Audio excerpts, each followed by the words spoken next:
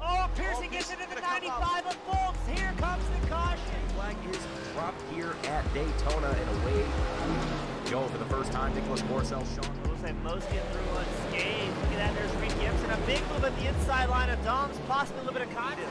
Now, as we've got three wide action going through turns 1 and 2. And they're underway. Eric Hahn takes a nice jump. Wilson hasn't let him go very far. Go out here for Circuit Spa Francorchamps. Alex Johnson's off to a brilliant start there. Just how oddly shaped this one is. We saw in the background Eric Hahn go for a bit of a swing, and he's gone and he's over. Smooth stuff. Cody Graham's the one-on-one up into second place. Alex Johnson 6/10 lead at the moment. They're dicey up front. There's Andrew Kessel, just insane. They are ready to go. The lights are out, and away we go for the very first time here at Okayama International Circuit. Finley Fitzsimmons.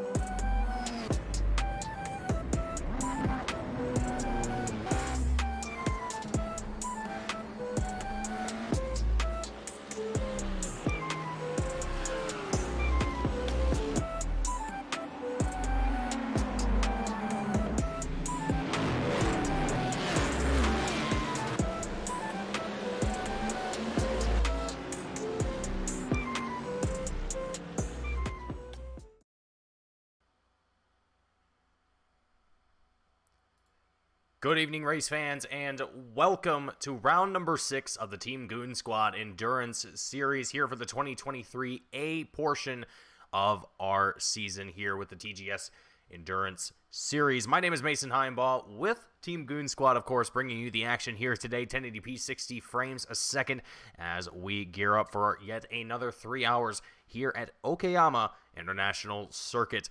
The slightly smaller, well, at least in my opinion, the slightly smaller road course that we will see on this schedule that I believe will pose some very interesting racing for today's events as drivers get themselves out onto the racetrack in preparation for their qualifying runs here today. And as we're taking a look here at Gareth McAllister in the number 25 Ford machine, the driver that I actually just got a chance to have a word with before we went live here.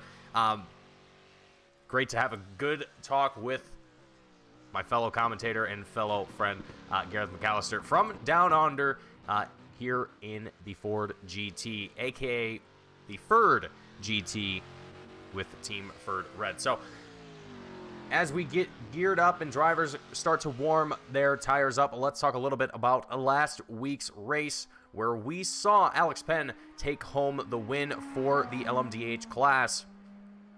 And I believe taking home the win for the GT3 class will be Jared Ziegler. So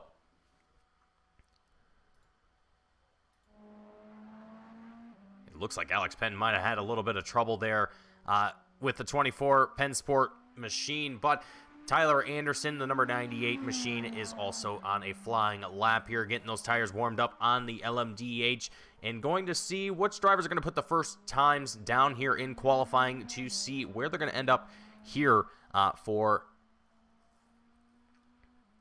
their starting positions here today. And lone qualifying here for these drivers, so they don't have to worry about other drivers out around the field, really putting a damper on their runs here as we're watching along with Lewis Gregg in the number 18 BMW with Cripps Racing as he comes out of the final turn and across the checkered line here at Okayama, and I believe is yet to come across the line with an official time here, and I take that back here as he's going to take 4th at the moment in the GT3 class. So great work here from Lewis to put himself up into the top 5 as more drivers start to make their way here onto the timing tower. Pedro Barbosa, excuse me, with the number 10 BMW LMDh with TWR is going to be at the top of the poll at the moment with a 119.75 as his best time here today. And we're going to take a look at other drivers and what their best times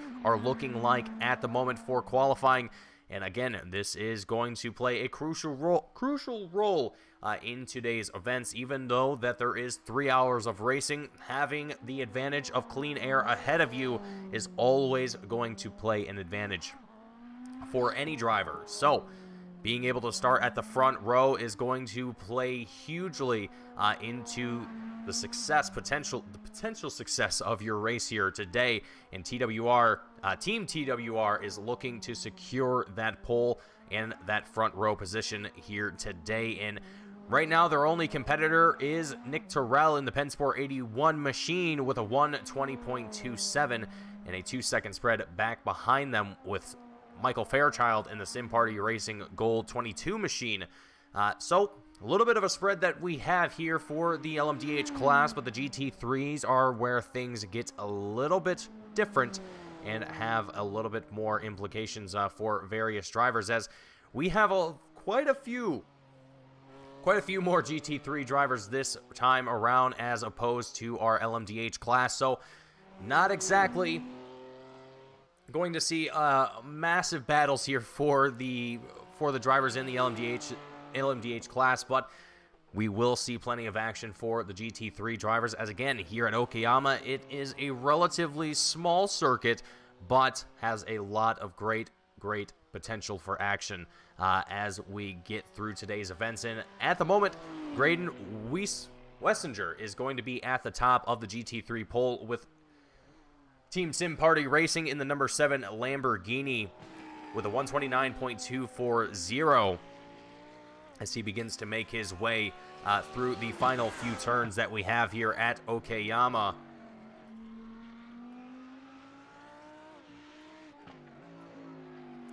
And with only a few minutes left to go here in our qualifying at the moment, so drivers are going to have to put down the best times that they can, as best lap times that we're seeing from the GT3s are about that 129 margin. So about 1:30 to make a full lap around the track here at Okayama. So again, only a few more laps left to attempt to put down a solid qualifying run here. And a lot of drivers, as we see Graydon getting a little bit wide coming out of turn 1 and into the sand there, doing a great job of recovering it as he pulls it back onto track and continues with his second run here. I'm sure not going to be quite the run that he's looking for at all, as we're going to watch here Jordi Vermeulen with VR Racing Blue in the 040 machine make his way right now, sitting in the top 5 of the GT3 class. Going to look to see if he can improve that time at all here. And it looks like the Pensport team, both with Pensport 24 and 81, going to secure at least the second and third place spots here at the moment, as we can see in the LMDh class. Nick Terrell sitting in second with Alex Penn sitting in third place here at the moment. So these two drivers starting to slowly chip away at their pace and starting to improve it, but with only a few minutes left in qualifying, will it be enough to be able to outpace Pedro Barbosa with his qualifying run here of a 119.26 that also could slightly be attributed to a bit of setup performance, or well, a bit of setup being done here prior to this race, making sure that they've got everything down to a T to make sure that they can get the fastest time possible out of this car, which isn't always possible with a full load of gas and so on and so forth. Even though that these cars are hybrids, so they don't all just use gas. There's a lot more to it than just that, but that is definitely something that these teams have to be, well, mindful of. Setups are a big part of this race, and in the garage is where a lot of time will be spent for some drivers here that are a little bit more well, savvy than others, as looks like Louis Grieg with the 18 BMW is going to find himself with a, well, unfortunately a toasted engine here. Here at the just at the very tippy end of qualifying, and Renato Koisev with Tramos Yellow, the 127 machine, currently 8th in the GT3 class, comes across the line. Let's see if there's any improvement this lap around, and it does not seem to be enough for a position up, but it will result in them staying in the 8th place spot in the top 10 out of the 18 GT3 drivers that we have here today. So I would say an 8th place spot here, or for me personally, any top 10 spot would just be astounding for myself here. But all of these drivers are very talented and are very experienced behind the wheel. And frankly, if you weren't, I don't think you would be doing an endurance race to begin with. So all of these drivers are very skilled and looking to see who is the best amongst themselves. Here's Carlos Thiel with Team Ferd Blue. Going to find himself a little bit loose coming out of turn number 8. But that is going to be the end of our qualifying sessions here as we get ready for the race here to begin. Pedro Barbosa in chat. Yeah, setup work. I've done a lot of that. Pedro, I've got to call. I can't always read the minds of drivers. Some drivers just come in here not having any sort of practice or anything like that. They just show up and have a good time. But hey, you know what? Props to your skills and props to the talent that we have in the field for the TGS Endurance Series. This is a free-to-enter series, so anyone is more than welcome to come and join us and be a part of the series and see what you are capable of. Whether or not you are a front-of-the-field driver or someone who is just looking to turn laps with like-minded individuals, this is the perfect place to be, as we offer a mixture of all of that kind of in one. And right now, we're just less than a minute to go before we see the field start to make their way for the first time here today at Okayama. And for the first time of round number 6 of the Team Goon Squad Endurance Series here in 2023. And at the moment, I want to take a moment to thank everyone who's tuned in here at the moment, everyone who is watching, supporting the series, supporting us as a league as a whole. It wouldn't be possible without all of your support and without everyone joining us, whether it's on track, in chat, in our Discords, whatever the case might be. We appreciate every bit of support that we get from everyone involved. It is truly great to have. Will Hamasfar is asking how long we racing. It is a 3-hour race here at Okayama, so we will be here for quite a while, and drivers are every single driver here is going to get a taste of what it's like here for 3 hours at Okayama, and frankly, going to see what challenges kind of show up here with how small this track seems to kind of be for what we're doing at the moment. It will definitely pose a lot of great side-by-side racing with lap traffic and so on and so forth, being able to slow drivers down, kind of bring the packs in a little bit as time goes on, but really we won't get to see that until, frankly, probably about 30 minutes or so into the race, maybe a little bit longer. Once the field has settled out, everything has kind of gotten into their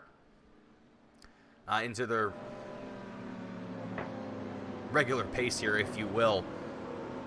As we're going to see the safety car make another lap on by. The lights are going to go off as we come across the line, and it's completely up to the teams. I believe there is a limit of drivers, but there's a limit of how many drivers you can have in the series.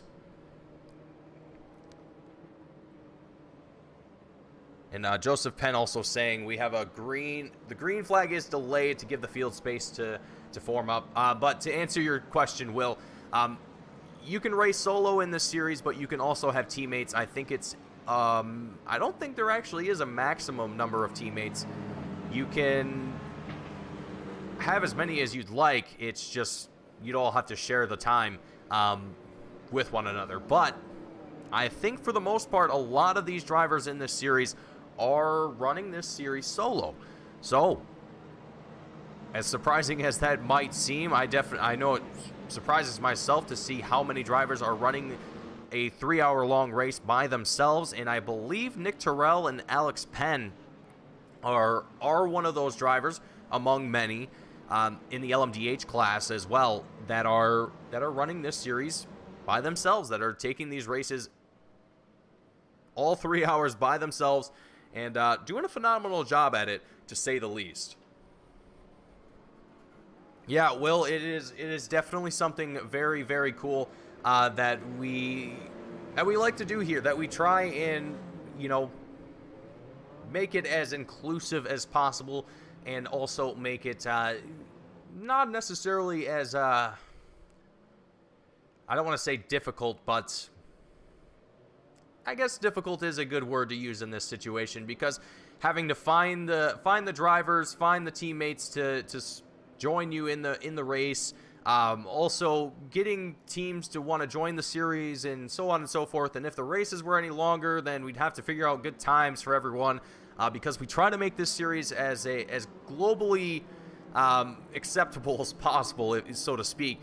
We have drivers from all over the world participating in this race, whether it's right here in America, Canada, Australia, even from the United Kingdom, Britain. It is truly, truly great to see how many people come to this race and continue to come to these races week after, well, I say week after week, but it's race after race.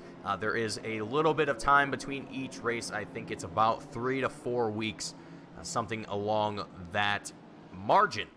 But we are going to go ahead and get ready to go green here as we see the LMDh field start to make their way out of the final turn here. The safety car makes its way into pit road.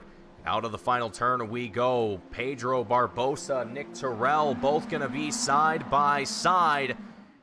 And the green flag drops here for them, and Pedro off to a very good start. Let's take a look at the GT3 field, where things are a little bit more dicey for drivers. Jared Ziegler right in the middle of Graydon Wissinger and Niels Blauwickel.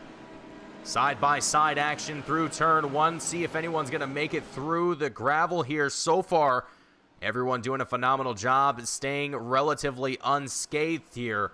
Graydon Wissinger going to still retain his lead at the moment. Nick Terrell going to find himself off track here in the 81 LMDh, trying to get himself back on track and avoid a caution here as much as possible.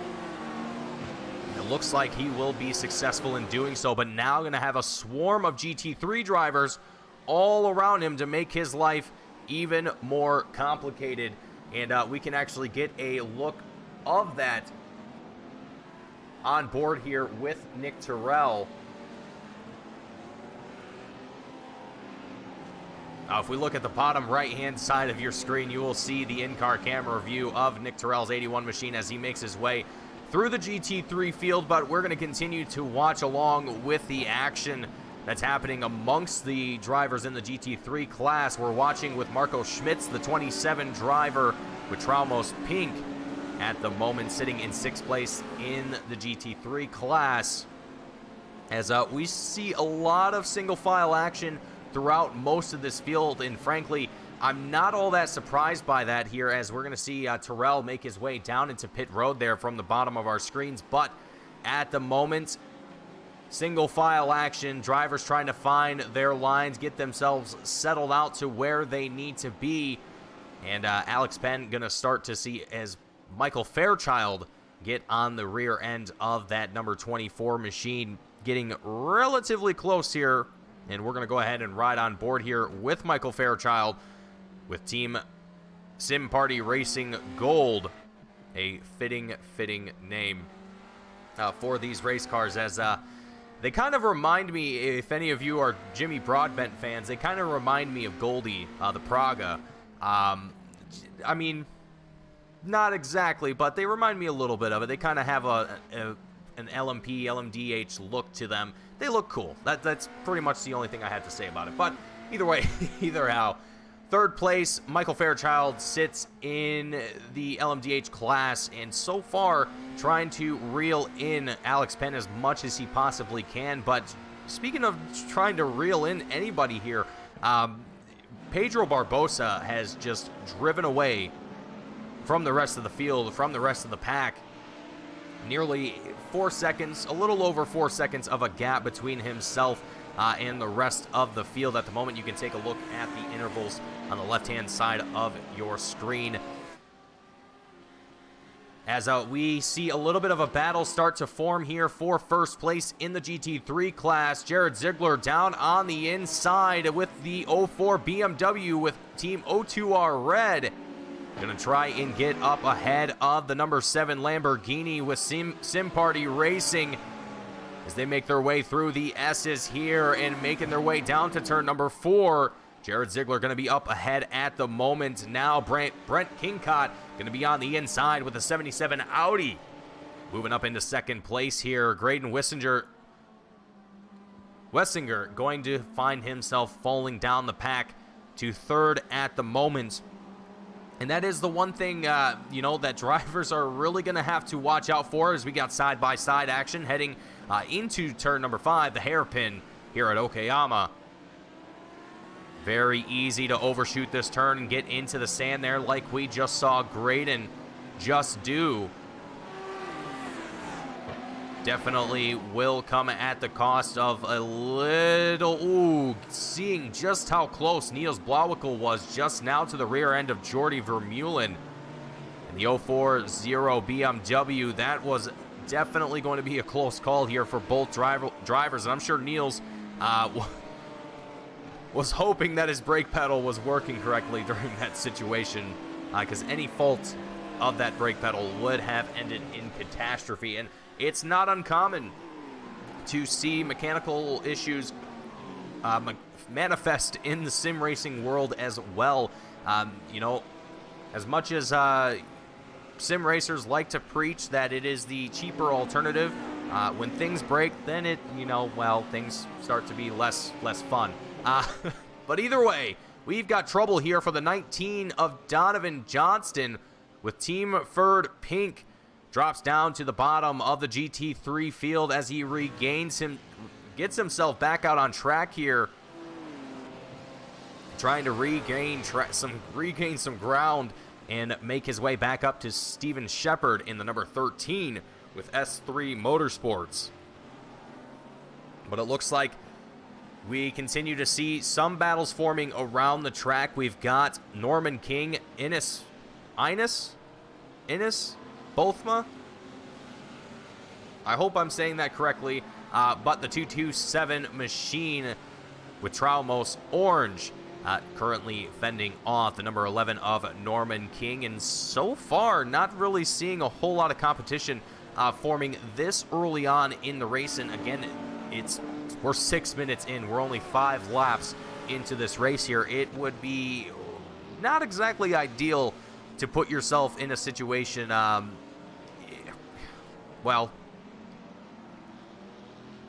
this early in the race and potentially put yourself out of the race here, as there was a small battle forming there between between Michael Fairchild and Alex Penn, as Fairchild currently moves up into second in the LMDh class, as Nick Terrell continues to work his way through the GT3 traffic and try to get up to the field.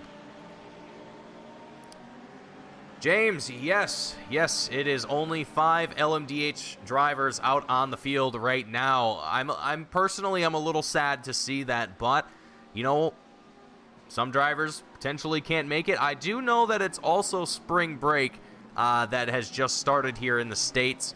I'm not sure how many drivers are of school age, whether college or high school or whatever the case might be, but I'm sure some some people might be enjoying time with their family somewhere warmer, which is, I know, I would enjoy be doing at this as well. Either way. And yeah, Joseph definitely hits the nail right on the head there. It seems to be a shortage of LMDh drivers, but that's okay because the GT3 field is alive and well. I would say thriving is even a fitting word for that here, as we see Graydon Wessinger, Brent Kingcott starting to see themselves get into a little bit of a battle here at the moment.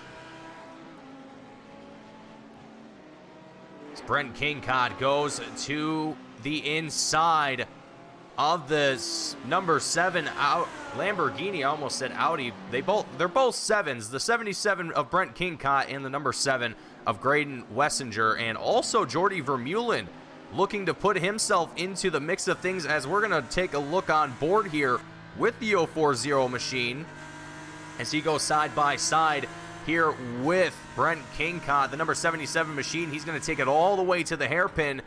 A little early on the brakes here for Jordy, but I assume not to overshoot it here for Brent Kingcott, purely out of respect here.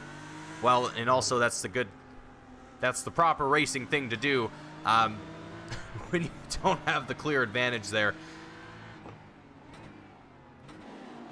But Jordy here still doing a phenomenal job of keeping himself with the pack and also being a very good sportsman in this race here, not making rash decisions and putting other drivers' race at jeopardy here at this moment.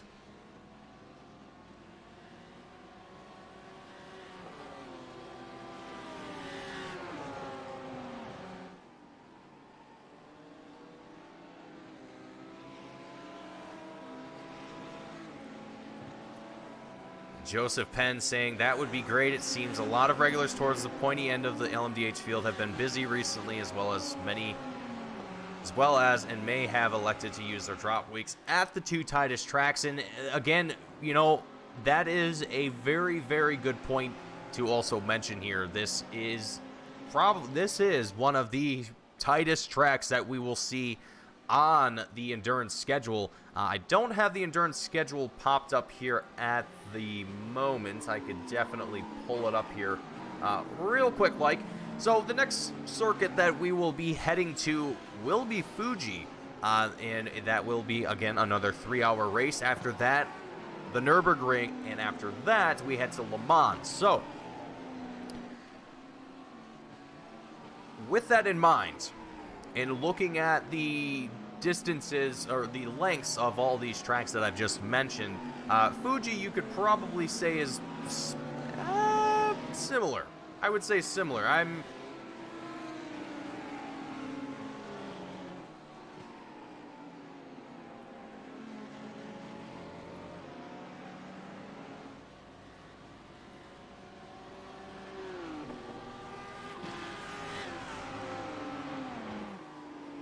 roughly similar in size. I haven't driven it myself to say whether or not it drives the same, but I would say that it probably would be relatively similar to what we're seeing here at the moment. Donovan Johnston, though, having okay, that was a couple laps ago, potentially. I believe it was. I think that was the incident from before, but Johnson still had the tail end of the field, and Jeremy Barber, another Team Goon Squad driver here with Team Lawn Darts, also having a little bit of a mishap a little earlier on, and finding himself down in 17th at the moment, with about a 10 closer to 11-second gap between himself and Steven Shepard, who currently sits 13th at the moment.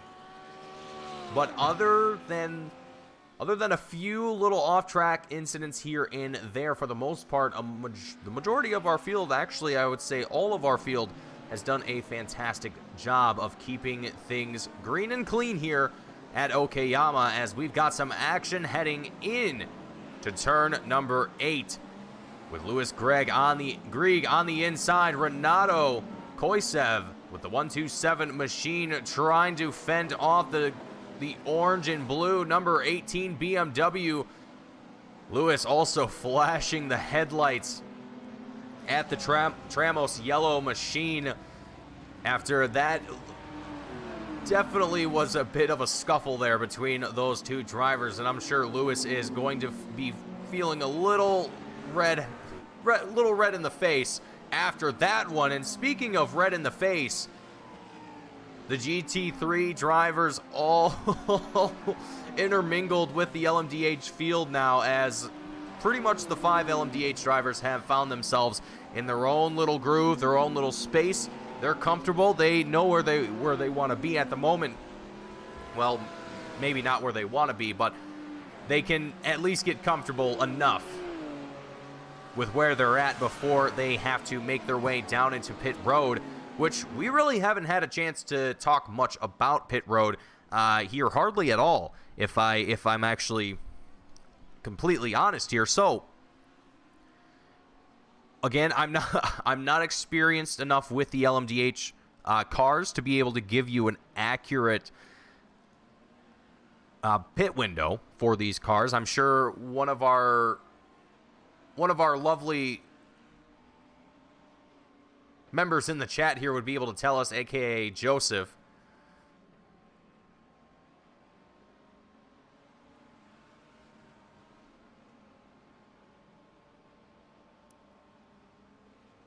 All right.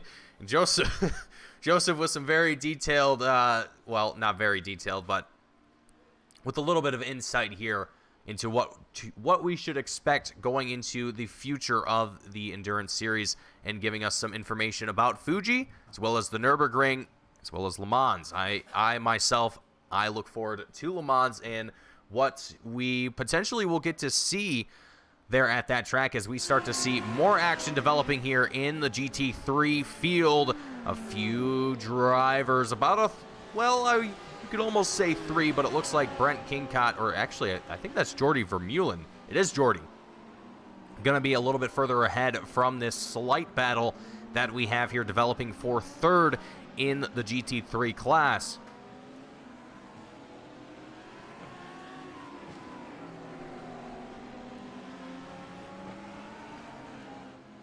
But so far, the action is relatively calm here for our field. And as we see more of the LMDh field trying to make their way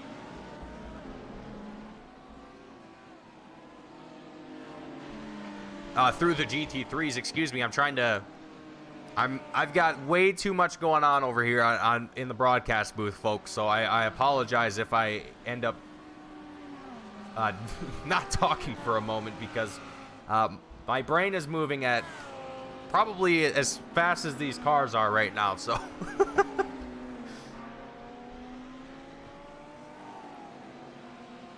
but hopefully for those of you who are watching the broadcast, whether it be you are a driver, a member of the Team Goon Squad Discord, or just a fan of racing in general, I thank you for tuning in and joining us here for the broadcast, and giving me something to giving me someone to talk to and entertain here as best as I can. As right now we're gonna run through some of the field, at least I would say more than the top 5 of the LMDh, but that's all we have. So we'll go through the top 3 of each class. We'll do the top 5. Why not? Pedro Barbosa is going to take the lead at the moment for the LMDh field, and at the moment is showing no signs of slowing down or having really any competition give him hardly any trouble that I can tell. It seems to be that he has got this one in the bag at the moment. I'm curious to see if he's got a teammate that's going to step into the car at the halfway point of this race here, or during the next stint. I'm not sure when that will be. But Michael Fairchild in 2nd place at the moment is so far the current mover and shaker out of the 5 LMDh drivers, as he started in 5th and is now in 2nd at the moment. So for Sim Party Racing Gold, it is going to be a good day for their team. Alex Penn with the Pensport 24 machine going to be in third at the moment, and still in the same place from where he started, so not exactly a bad day here at Okayama, and I'm sure he's still got some plans for the remainder of this race, as we've still got, again, a long time left to go here before we really start to see things come down to the wire, and drivers have to start to make some conscious decisions of what they need to do for their race here today. Donovan Johnston having another little bit of a moment here, the number 19 machine, and we seem to pan the camera at the perfect moment here as Donovan trying to safely turn his way back onto track here and get things going here once again. But back to what we were talking about, Tyler Anderson in 4th place in the LMDh class is with Valhalla Motorsports. I don't think we've got to talk a lot about Alex Anderson here.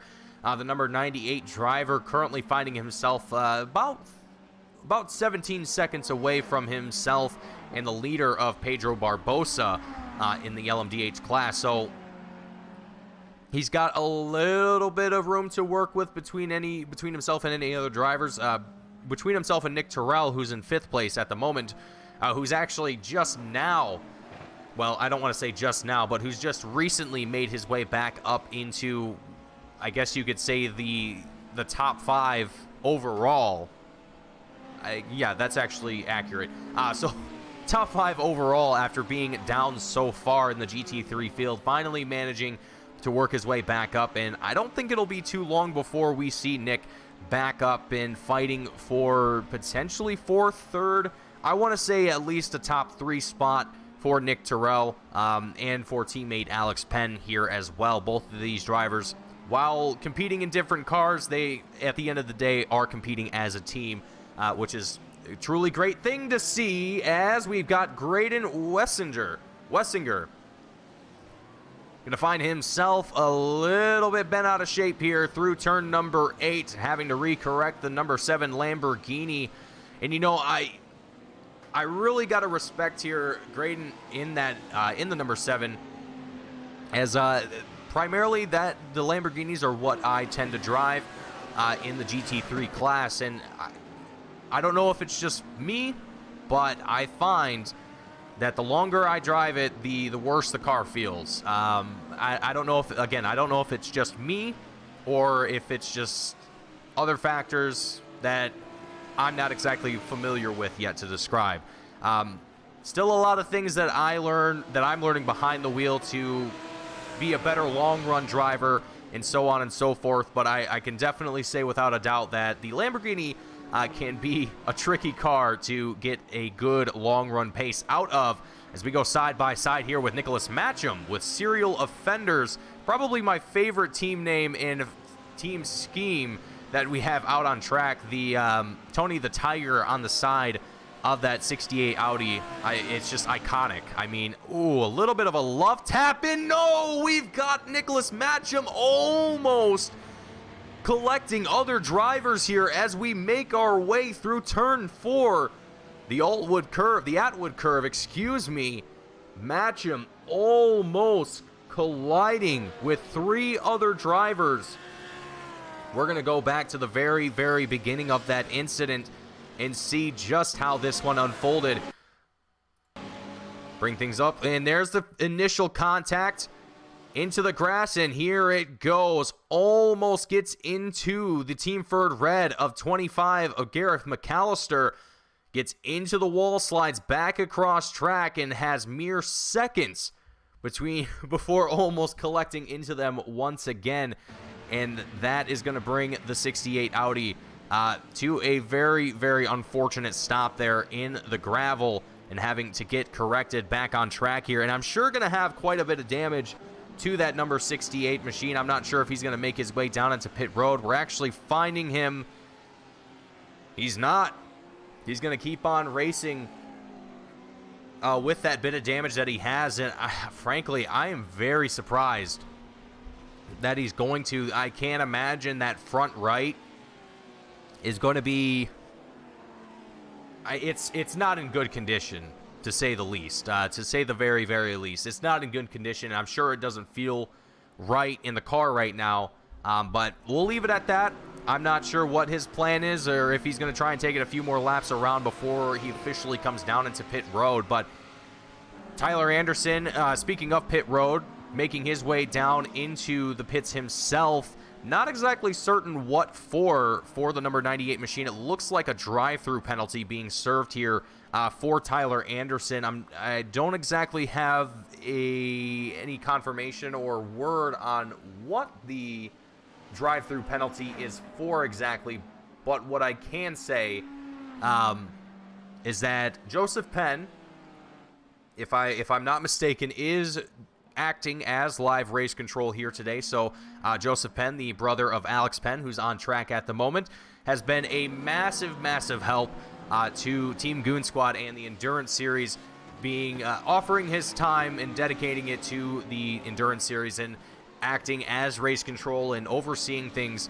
as an administrator and so on and so forth. They have, both himself and his brother Alex have done incredible work in putting together this series and being a real fundamental cog in what the Endurance Series has become here. So without these two, this series would not be what it is today. So I want to say it on behalf of Team Goon Squad. I'm sure on behalf of myself, James, and everyone else, thank you both, Joseph and Alex. You two are amazing, and you guys have been absolutely incredible in doing what you guys do for this league and for the series and for racing in general, for sim racing, for all of us nerds that like to sit around and race virtual cars for hours on end. But that's exactly what we're here to enjoy today, and that's exactly what I am here to do today, and I wouldn't have it any other way. As right now, again, this is about the point where I mentioned earlier in the broadcast where things are going to settle down. Things are really going to start to quiet down. Even though we've got Graydon Wessinger right behind Gareth McAllister in the number 25 Ford machine, he's putting the pressure on Gareth right now, trying to close the distance and see if he can make Gareth make a mistake, get him into the gravel a little bit, get him into the grass somewhere, maybe even overshoot his braking zones a little bit. It's very, very easy, for new drivers, in which here in the Goon Squad Endurance Series, we have a lot of new drivers that are in this series that are racing and trying to improve their racecraft. One thing that I will say when I first started on the iRacing service is whenever I would get that pressure from behind, whenever I'd have a driver in my mirror, it took me a while to first ignore the mirror. That was a big thing. But the second part was not being afraid of being consistent. Because for some reason, whenever you start to get challenged, you want to push yourself more and more. You want to take that braking zone. You want to shorten it 5, 10, 15 feet. You want to keep doing that every single lap to try and build some distance. But what you're actually doing is you're just causing yourself to make more mistakes, and it just domino effects into a very, very worse situation than what you were already in. So consistency is absolutely key here, and I think Gareth McAllister is just showing us a very, very good very, very good example of why consistency is king in the racing world, as he managed to break away from Graydon Wessinger just now, well, just a little bit ago as I was blabbering away there, and he was able to put a little bit of a gap between himself and Graydon Wessinger at the moment. So as things are still starting to settle out here, we're seeing drivers start to build some distance between one another, and actually starting to see, looks like Donovan Johnston gonna be right on the tail of the number 308 Ferrari of Jeremy Barber, one of the drivers that I mentioned, who's, again, drivers trying to improve their racecraft and become a better driver. Jeremy here not looking to put up too much of a fight. And I think that was actually lap traffic that he was letting on by there. I think that might have been I'm actually not sure who that was. But Jeremy doing everything in his power to make sure that he has a good and clean race and not to impede on anyone else's race here today, and seeming to do a phenomenal job of that here at the moment, as we're starting to see some of the field start to get lapped slowly, and that is going to be expected here on such a small circuit such as Okayama. So I'm not surprised by it, and I don't think anyone that is behind the wheel at the moment is going to be surprised by that either.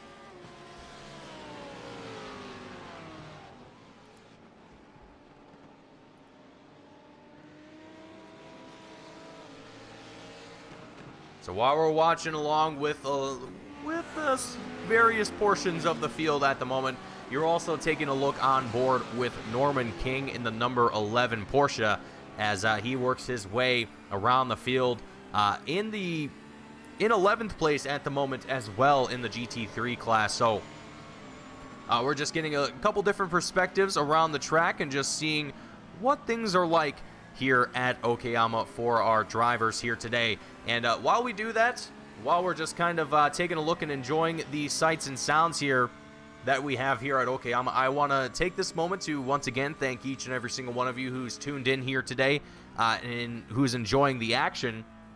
But I also want to take this time to also mention that if you want to support the league, if you want to support Team Goon Squad and what we do here, and help support more of this exact thing that you're watching right now, whether it's through our merchandise on the Team Goon Squad website. You can head on over to teamgoonsquad.com, check out any of our merchandise, whether it be for the Team Goon Squad merchandise itself or any of our league merchandise. All of it helps out in one way or another, and we genuinely appreciate all of the support that we get. But another way that you can also help us out is through our Patreon. Patreon.com/Team Goon Squad. You can find us on there. Subscribe to that, and we will offer a few different benefits for you, as well as Discord benefits and so on and so forth. There's a few different things that we do that we try and make our Patreon members, subscribers, feel included into what we do here at Team Goon Squad, and to try and show our appreciation for their support and continued support. As right now, I think Team Goon Squad we're actually a little over 2 years into this whole endeavor, which is, I think, just absolutely incredible to see how far not only the broadcasting side of Team Goon Squad has come, but also just the racing side, the community side. It has grown beyond, I think, anyone's initial expectations, and it's just a phenomenal thing to see.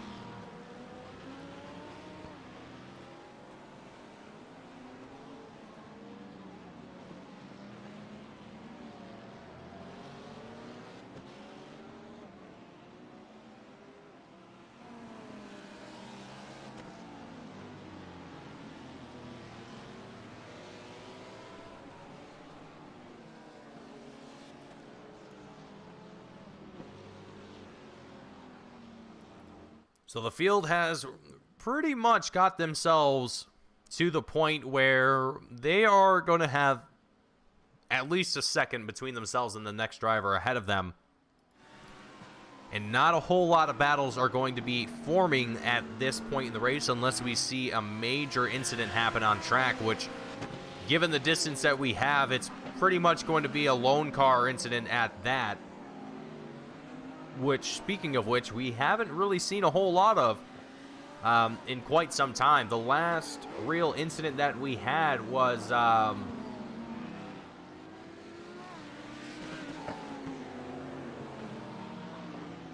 boy, I'm trying to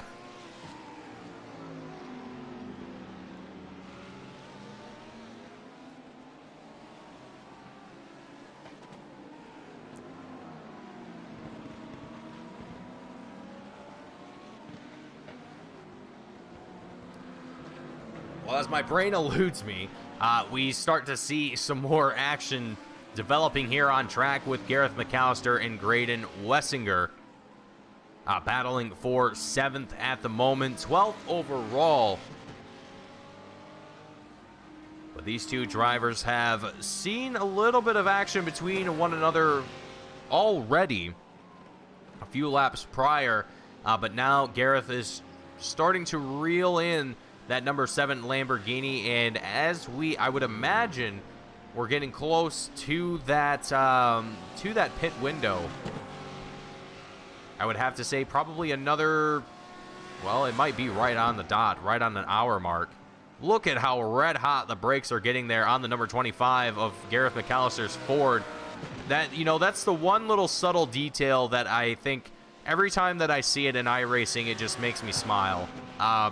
You never really think about it, especially in a simulator, but it's definitely nice to see those brakes just glowing like the sun. Every time that a driver gets on them, it's truly a great thing to witness. But what's even better is seeing the battles that happen because of it, as Graydon Wessinger continues to fight Gareth McAllister. McAllister with a very good move to move up into 7th as they work their way in and out of the tight turns of turn 5, the hairpin of 5, and 6 and 7. Kind of a bus stop that we have there, almost, if you will.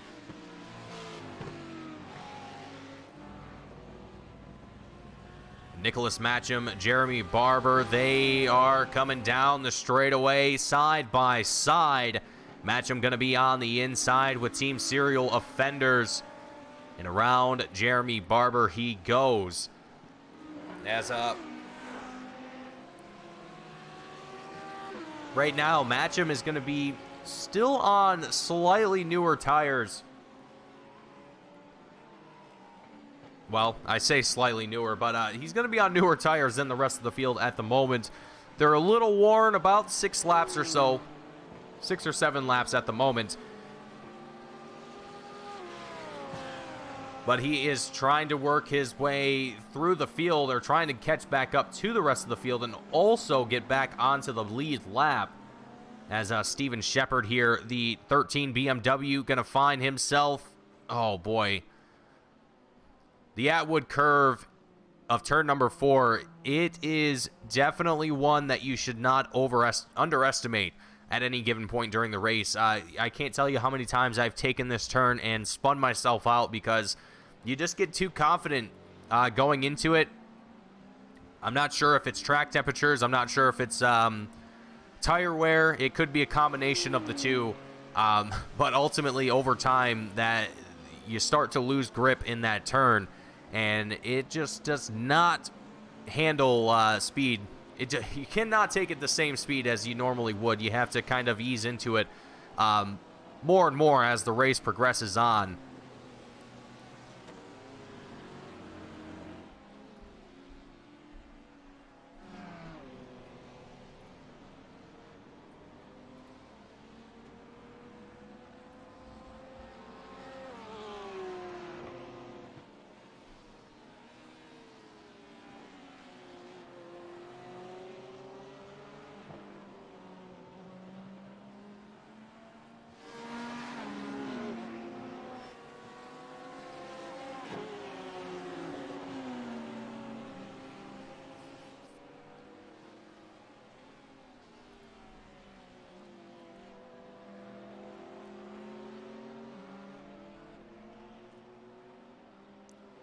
So the field now, again, continuing to find themselves with room to breathe. And at this point, just getting themselves comfortable, clicking off laps, and really preparing for the next 2.5 hours that we're going to have here. So while we have this time, and while things are going to be relatively calm on track, at least for the time being, let's pick a random driver and let's ride on board with them for a lap or two. Let's go on board. We'll find a driver that is a little close to someone here. We'll ride on board here with Lewis Gregg. Or actually, Graydon Wessinger. as he's right behind Gareth McAllister at the moment. So we'll ride on board here with Graydon, and let's have a listen to the sights and sounds here at Okayama, and also to the improved sounds that we've had here of the GT3s, or at least it seems like they've been improved in some way. Anyway, anyhow, enjoy the sights and sounds here at Okayama, and let's enjoy a lap or two here with Graydon Wessinger.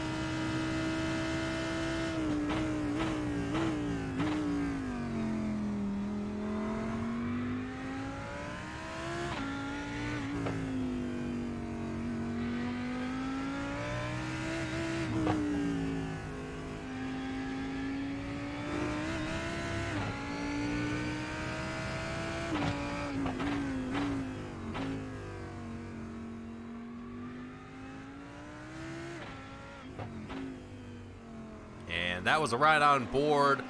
A few laps with Graydon Wessinger and the number 7 Lamborghini, as we saw right as we went to that little bit of a ride on board there with Graydon. Little bit of contact being made through turn, I believe turn number 8, or excuse me, through the hairpin of turn number 5. Sending Gareth McAllister into the sands, and unfortunately falling down to 14th as he makes his way down into pit road on lap 25. And unfortunately going to find himself down a few positions from that battle and from where he was, which I'm sure for Gareth he's not going to be too pleased with that one at all. So going to have to fight his way back up through the field.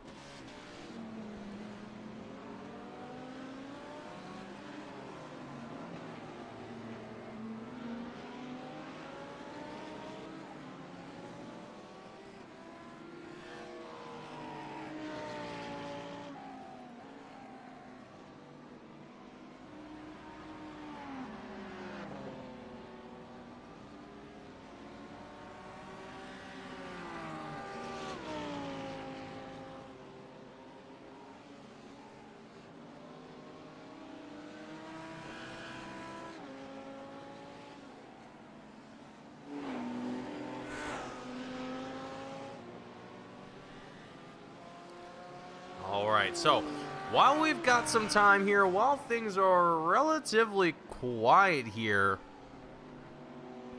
I want to see if we can pull a driver up into the booth and have a little bit of a conversation with them and try and ask them some questions here and see how things are going for them here today. And for that driver, I think let's bring up Gareth McAllister up into the booth here, and let's have a conversation with him. But we're gonna wait until we're gonna wait for the right time to do that before we just drag a driver into the broadcasting booth, or at least put our voices into their helmets. As it looks like Carlos Steele and Niels Blauwickel are going to have a little bit of a battle here going in through turn 1. Wheel-to-wheel contact between the two. Carlos Steele going to be able to work his way potentially away from it. Niels trying to get the 15 Ferrari back on track here, keeping himself within fighting distance of the 052 Ford. Great action here from Niels Blauwickel as Carlos Steele pushes it just a little bit too hard. Coming out of turn 4, the Atwood curve, claiming yet another victim here once again in the form of Carlos Steele. Very unfortunate situation for Team Ford Blue, as Gareth McAllister is going to give his teammates a little bit of company. And let's actually give Gareth McAllister a little bit of company here ourselves, as we are going to try and do this as optimally as we can without disrupting anyone's race here, which is the last thing I want to do here to any of our drivers.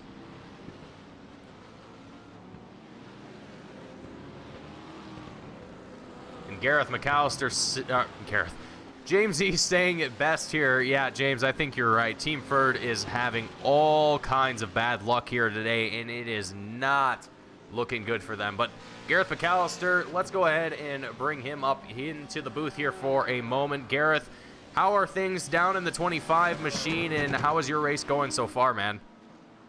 The race is going pretty good so far. I did get taken out by Alex Penn in the LMDh. She did apologize to me though, so all is good there. Whoa, that's there you go. That was Alex. There you go. Perfect. Karma pays it back in full. I think that was Alex. Maybe, I don't know. But yeah, it's been going pretty good. Well, Gareth, I mean, we've been watching for quite a while now, and I'll try and keep the questions simple here, so that way I'm not I'm not distracting you too much. But Gareth, you've had a phenomenal. Well, for Team Ford, it's been a challenging race, I would say. Both yourself and your teammate Carlos Steele have found yourselves down the pack a little further than you guys would probably like. I mean, you were up there battling with Graydon Wessinger for 7th place for quite some time in the GT3 class. I mean, what do you think it is here that's really the biggest challenge is here at what's the biggest challenge that you guys are facing here at Okayama, you think? Biggest challenge is probably the rears. Really, the rear tires are trying to step out when you get on the gas out of the corners. I don't think it's just a Ford problem. From what I hear from a lot of the drivers, it's a problem facing every car out on track at the moment. The biggest thing that all the drivers are talking about really at the moment is attrition, because it seems like the laps are so short here, and you know, we're going to be here for quite a while, so it just it seems like it's getting a bit monotonous to some of the drivers. But yeah, my other teammates, my teammates with Thiel and Donovan Johnston as well, and Johnston's doing not so great. He's been in pits for I think a good 20 minutes or something at this point. He's had a rough one. I think Thiel is struggling with the setup as well. So, you know, we're all just trying to survive at this point. Yeah, it definitely seems like at this point in the race, this is where survival is definitely becoming a big aspect of a lot of drivers' race here. But Gareth, I mean, as we're encroaching the 1 hour mark in this race, you know, where do you think pit window is for yourself at the moment? I think you've already came in once, but what do you think a full run is? Because I'm kind of in the dark here a little bit on what a full run is going to. Is it going to run all the way for a full hour? I'm a little running a blank here on the stints here for these cars. Mason. Look, it honestly, I couldn't tell you time-wise, but I can tell you that I'm looking. I usually save fuel a little bit, probably about a lap longer than most people that I race with, just because of the way I drive the car. So, I mean, I'm still showing that I have around about 41 laps to go. I did come in not too long ago, however, and every lap is about a minute and a half or so. So, you know, take that. I mean, I don't know. As I've said in the past, you're better at maths than me, so you might be able to work that one out. But yeah, no, look, it's a race. As I said, I did get taken out, so that's why my pit strategy is a bit different to some of the others out on track. Thankfully, we do have one fast repair in this series, so that is great news. But you know, how are you doing up in the booth, Mason? How's it going for you? You enjoying it?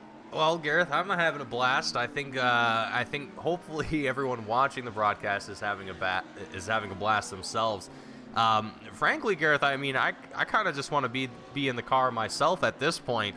But I'm settling for being up here in the commentary booth and watching you guys just do a fantastic job, putting on a great show. And I mean, even despite having a slightly smaller LMDh field than what we might have hoped for, I mean, the GT3 field is alive and well, and definitely seems to have quite a bit of fair competition amongst it. It really, you know, Gareth, if you had to put a random team out there, or you know, if you had a team in mind, who's your closest competition, you think, in this series? Whoever that might be, who do you think is the team that you guys, as Team Ferd, are looking at throughout this series? Oh, yeah, that would have been a great question for me if I had actually looked at the standings. I'm not gonna lie. I haven't paid attention to the table so far at the moment. I'm just kind of, you know, living my best life, going through laps, doing all that sort of stuff, Mason. But yeah, no, it's been pretty good. I don't know. I had a really good battle for a little while there with Nicholas. I've forgotten his last name now. Matcham, I think it was. Yes. We had a great battle at the start. He was in his Audi, and we were racing pretty similar lap times. We changed positions a couple of times, so that was really cool. I did have a nice battle with Graydon, but I believe he had a bit of issues up front, which is what led him to there. So showing me how just how slow the Ford is really when he has issues in the Lambo, and we've still got similar pace. But no, feeling pretty good. And I'll tell you what, Mason, just to divert the topic just a tiny bit, I became an uncle about 2 days ago. So shout out to my brother and his lovely wife and their new daughter. Well, Gareth, congratulations, and how's it feel to be an uncle now? You're no longer a cousin or a brother. You're an actual uncle now. Well, I'm still a brother. I mean, well, of course, but you know what I mean. Yeah. No, it hasn't really sunk in yet. Unfortunately, probably shouldn't say this, but unfortunately, the Australian laws at the moment won't let me see my niece because she's still in hospital after only being born a couple days ago. So they're still monitoring her, and myself as an uncle is not allowed permission until basically they leave hospital to actually see my niece. So unfortunately, that is what it is. So it hasn't really sunk in. Even though I've seen a couple pictures, it hasn't really sunk in yet, but I'm sure that'll change when I actually meet her in person. It definitely does.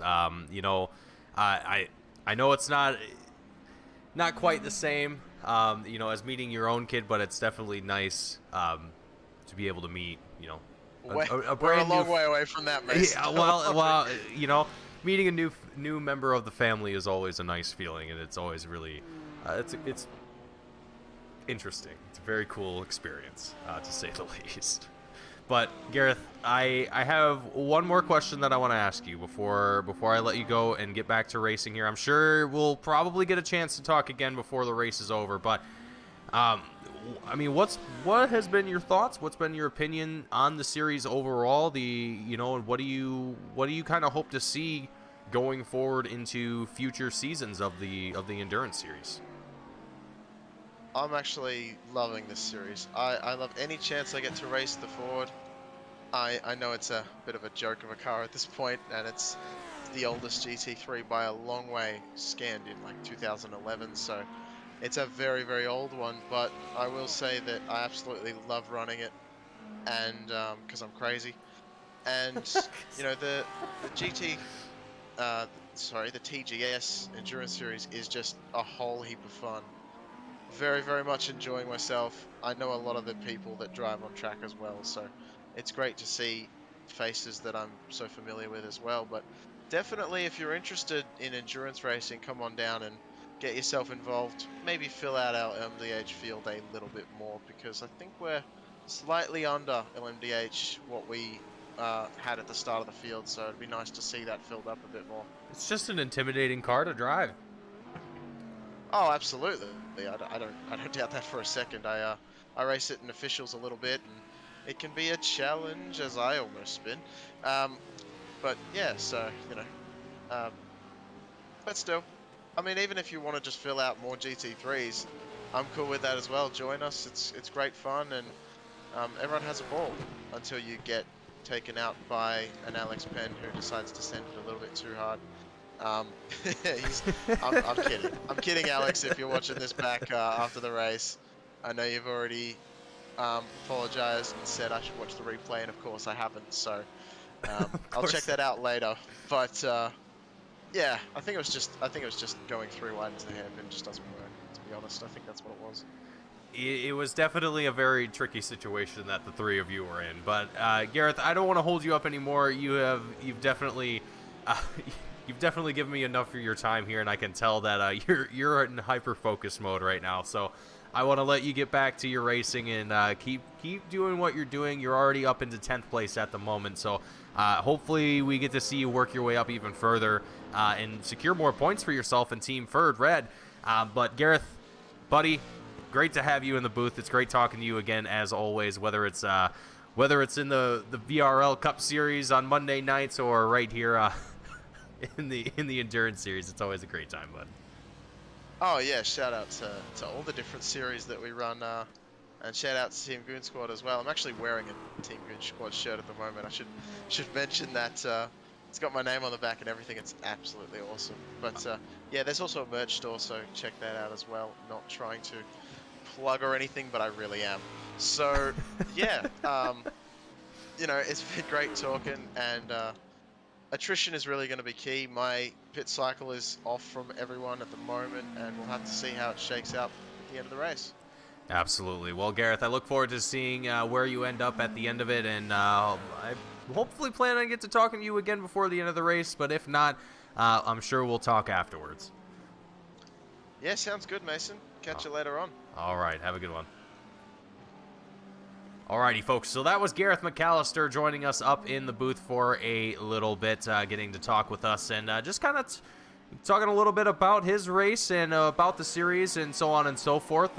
For those of you that don't know, again, Gareth McAllister, a fellow broadcaster, commentator with us on the broadcasting side of things here on Team Goon Squad, but also a driver in the Endurance Series as well. Oh, Tyler Anderson, the number 98 machine, finding himself in trouble here in the LMDh class, as he's going to have to work himself away from the rest of this GT3 traffic that is now around him.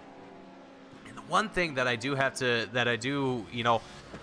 these cars, these LMDh cars, in real life, compared to their GT3, the GT3s make them look like toy cars. And I'm not saying that to be mean or, poke fun at them, because these cars are incredibly fast and incredibly sophisticated.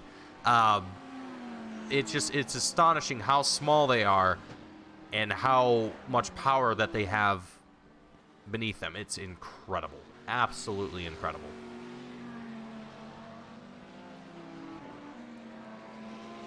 But we have seen the LMDh field actually make their way through pit road as we were talking with Gareth McAllister there during that little bit of a conversation. So the LMDh field is looking at about, it looks, yeah, almost an hour, but realistically 38 laps is what we're seeing for the LMDh field.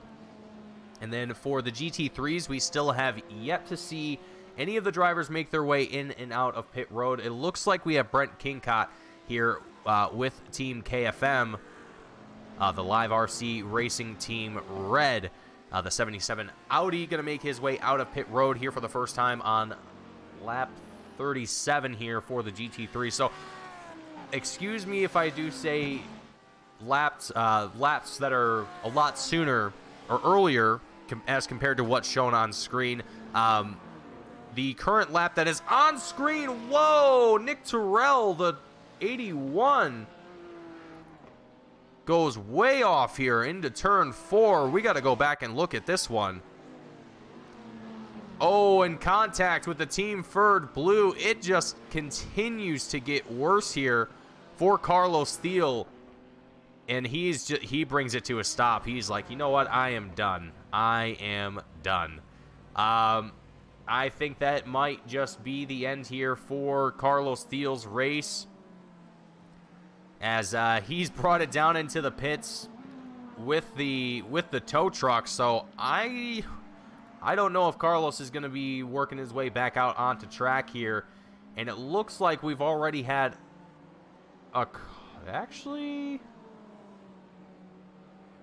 we've had one retirement from the race here. It looks to be Graydon Wessinger has left the race here for Team Sim Party Racing in the number 7 Lamborghini after a phenomenal start to their race here. It's actually, I'm sad to see that Graydon has made his way out of the race. A very, very strong opponent here in this race today. I'm not sure what sort of issues happen here. I wish that there was a way for me to be able to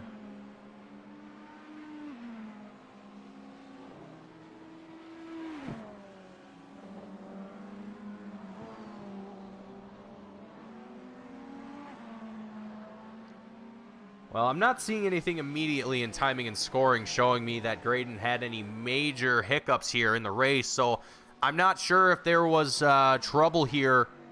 Power outage, as I'm being told by James in the chat. So a power outage is what's preventing Graydon from being here for the rest of this race. And I just, for anyone that's watching this who might not know, who's maybe living anywhere outside of the United States, there was a recent string last night, actually, of tornadoes that sprung out across the Midwest and the South, a little bit of the South, I believe, a lot. There was more than a few tornadoes that were spread out around the area, around the central United States, and yeah, it was very interesting to see a lot of thunderstorms, a lot of storms in general that we're seeing, especially in my area, and I'm sure all over the Midwest and beyond. But it is that time of year, and unfortunately, it only seems that the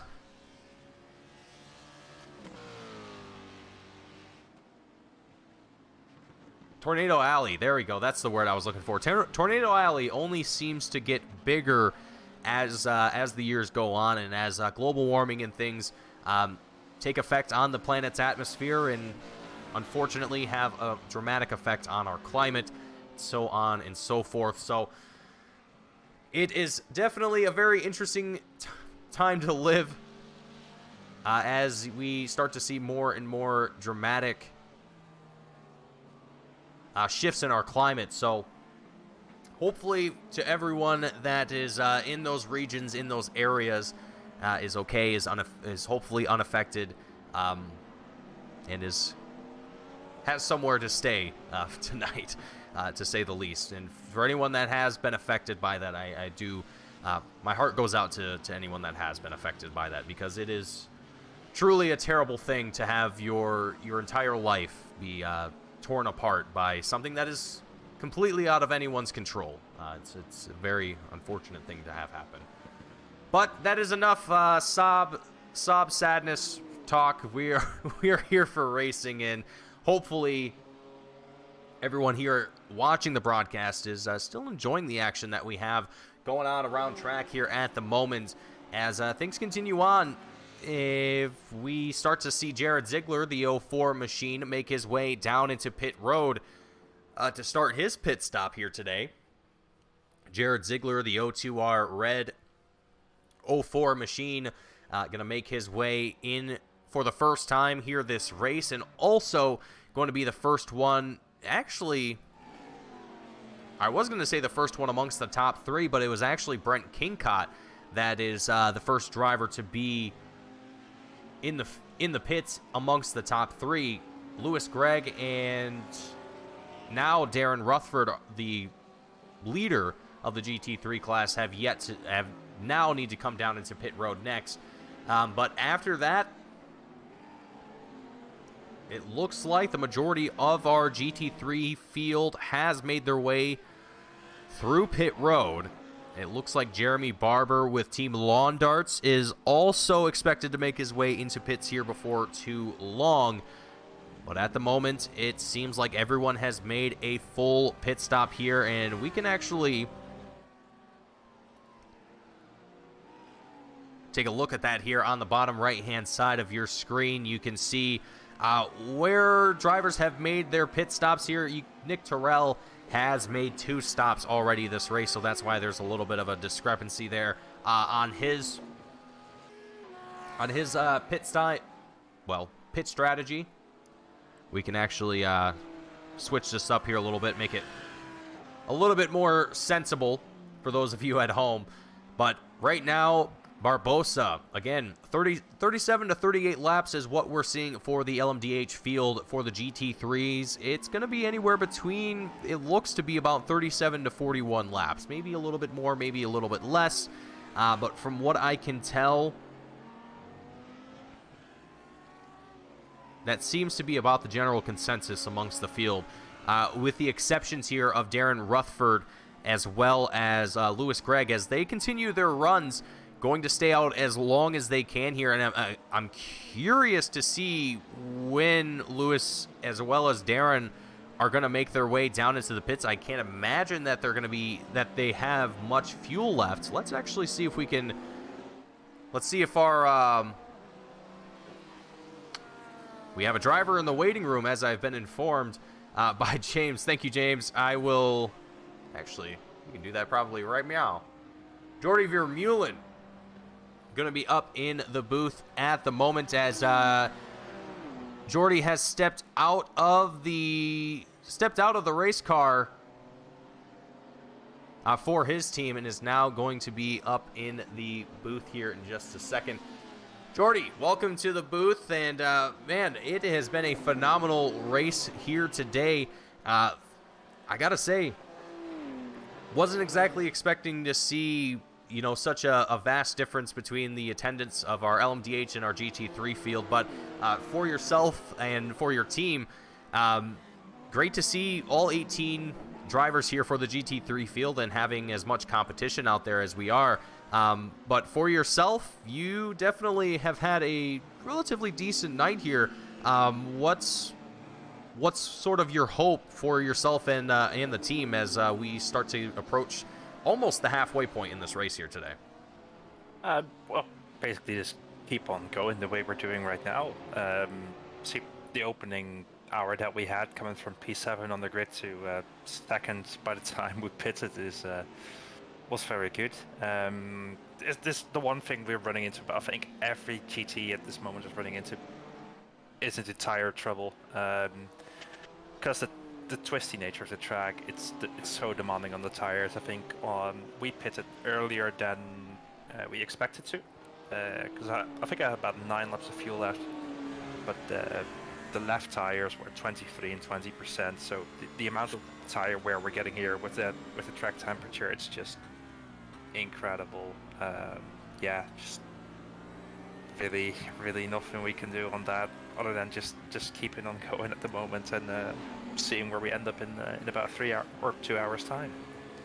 Well, and right now you guys seem to be doing a very good job of maintaining consistency, which is a huge part of endurance racing in general. Is being able to keep that pace consistent throughout the entirety of those 3 hours. And so far, right now your teammate, where did he go? I just had him. Ivan in the 040, sitting in third place at the moment, and looks to be fairly comfortable already, even though just coming out of the pits only a few laps ago, so seeming to be doing fairly well up there. But excuse me, Jordy, what sort of things have you particularly enjoyed about the series? What sort of things do you think we could do better for the series here? Just kind of give me your thoughts about the endurance series as a whole, and what do you, well, I guess my next question after that would be, do you plan on coming back for the B portion of this season? So at the moment we're running a part-time schedule because obviously we're situated in Europe and it's an American series. It's difficult to fit it in our schedule, so running full-time is not really an option. We had 3 cars entered for the first round at Sebring in the LMDh class, but obviously then LMDh was quite new within iRacing, and we figured out rather quickly after that pretty much all our drivers did not really like that car and like the way how it drove. So from that point, this is the first race we're doing since Sebring, and well, if I can speak for Ivan, but I'm definitely speaking for myself, I'm enjoying it. The quality of racing within GT in the first hour has been really good, really good close door-to-door battles, which I've really enjoyed, and it's something you don't always get in the official races.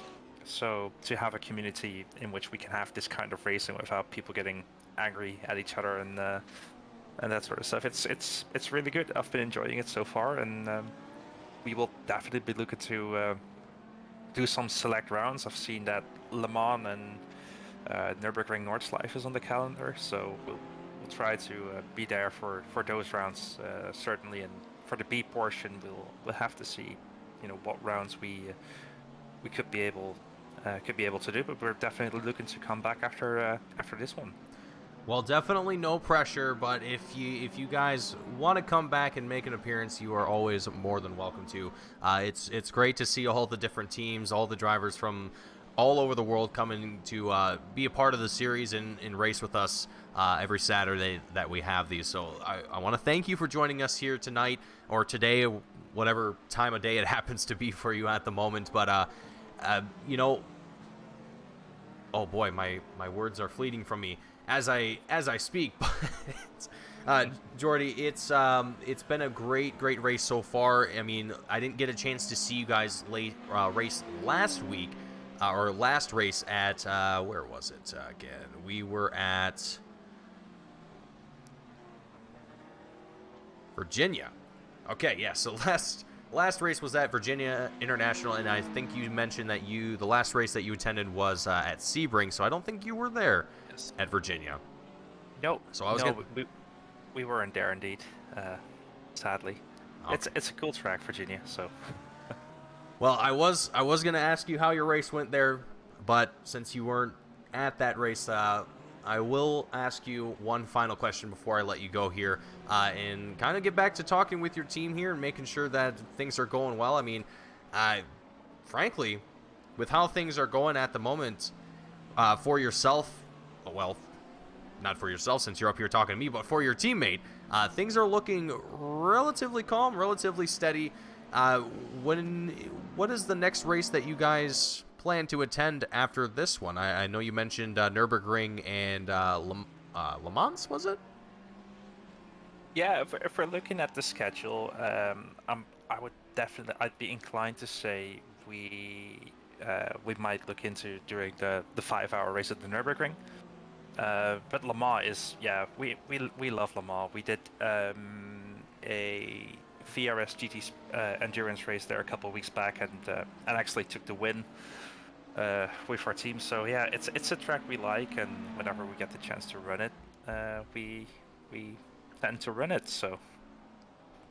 Well, I will say this: the race at Le Mans will definitely be broadcasted. So if you want to get a chance to be up in the booth again and have a chance to, have a podium and be able to be on the broadcast again, just putting it out there. We will definitely there will be another show for that race at Le Mans. Trying to make it as open to all of our drivers as possible to be able to get a little bit of TV time, be able to have those broadcasted races, and just have something to go back and watch. I know as a driver, it's definitely a nice thing to be able to go back and see how you did and see how much see how long you were on that TV for. But Jordy, I know that's not always the most important thing about racing in general. Usually it's getting that win is what we're all usually chasing. And do you hope to come away with any wins this year or this season or in any of the races that you plan to attend here? Well, obviously, it's always the aim to do as good as possible. However, we are very well aware that we are not the most skilled team on the grid. We are running in the position we are now. We are already doing a lot better than I expected us to do. Definitely seeing the level of competition we have on the GTD or on the GT3 grid. It's we got some really strong competitors out here. So we're doing a little bit better than expected, I'd say. But yeah, if we can snatch a win here and there, then we'll obviously try and give our utmost to go for that. Absolutely. Well, it's been a great privilege to be able to see not only yourself and your teammates putting on a good race here for VR Racing, but as well just for the Endurance Series as a whole. You guys have been a huge part of making these races happen, and being a part of them is just one step of doing that here. You guys have been fantastic every single race, and from what I've seen amongst the driver chatter, it seems like everything goes pretty well, both pre-race and post-race. Usually any incidents that happen, it's usually taken care of pretty effectively in a timely manner, and it seems like everyone meshes pretty well together. A lot of the drivers get along fairly well with one another during race day, at least.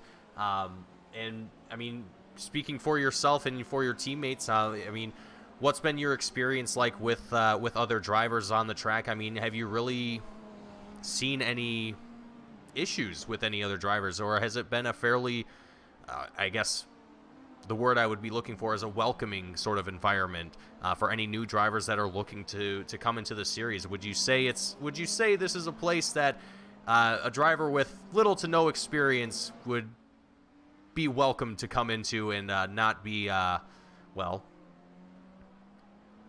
guess, belittled?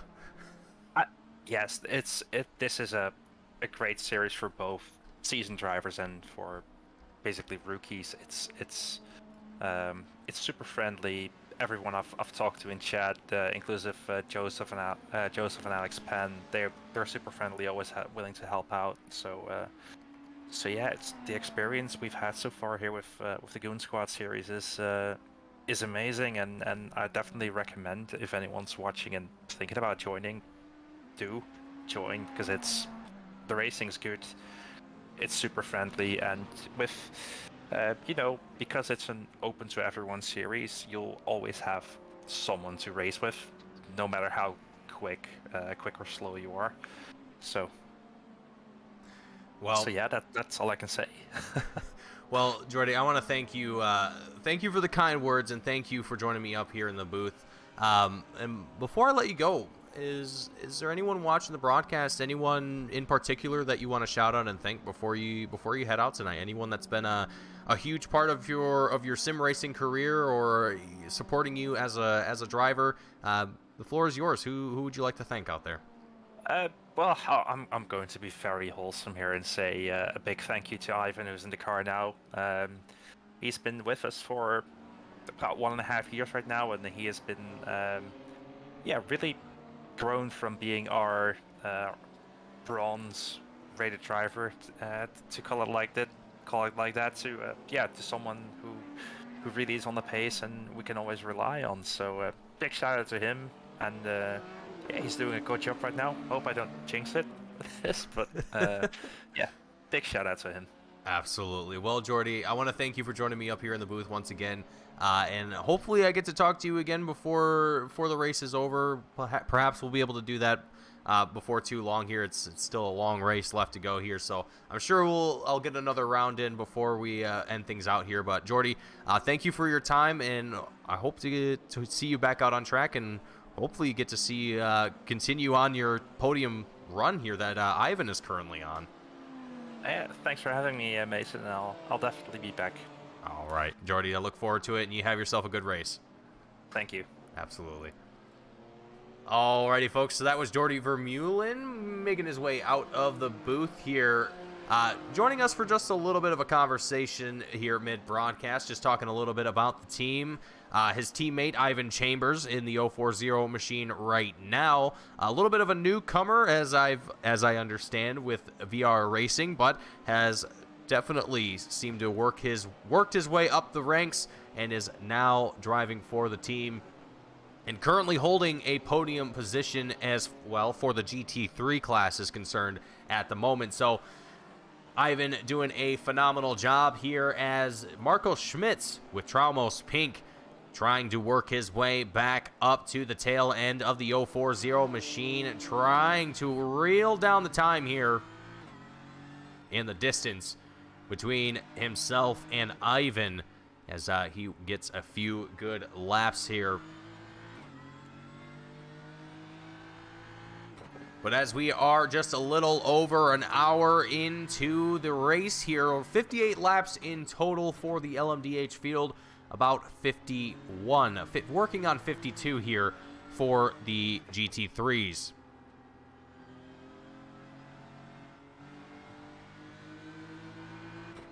We're continuing to ride on board here with Marco Schmitz as he gets right on the bumper of the 040, and also coming into lap traffic, it looks, I think that's the 18, I think that was an 18 of Caleb Koski with Team Crips Racing, 9th place currently in the GT3 field. So a little bit of lap traffic that we're having here for these drivers as they make their way through the hairpin of turn number 5.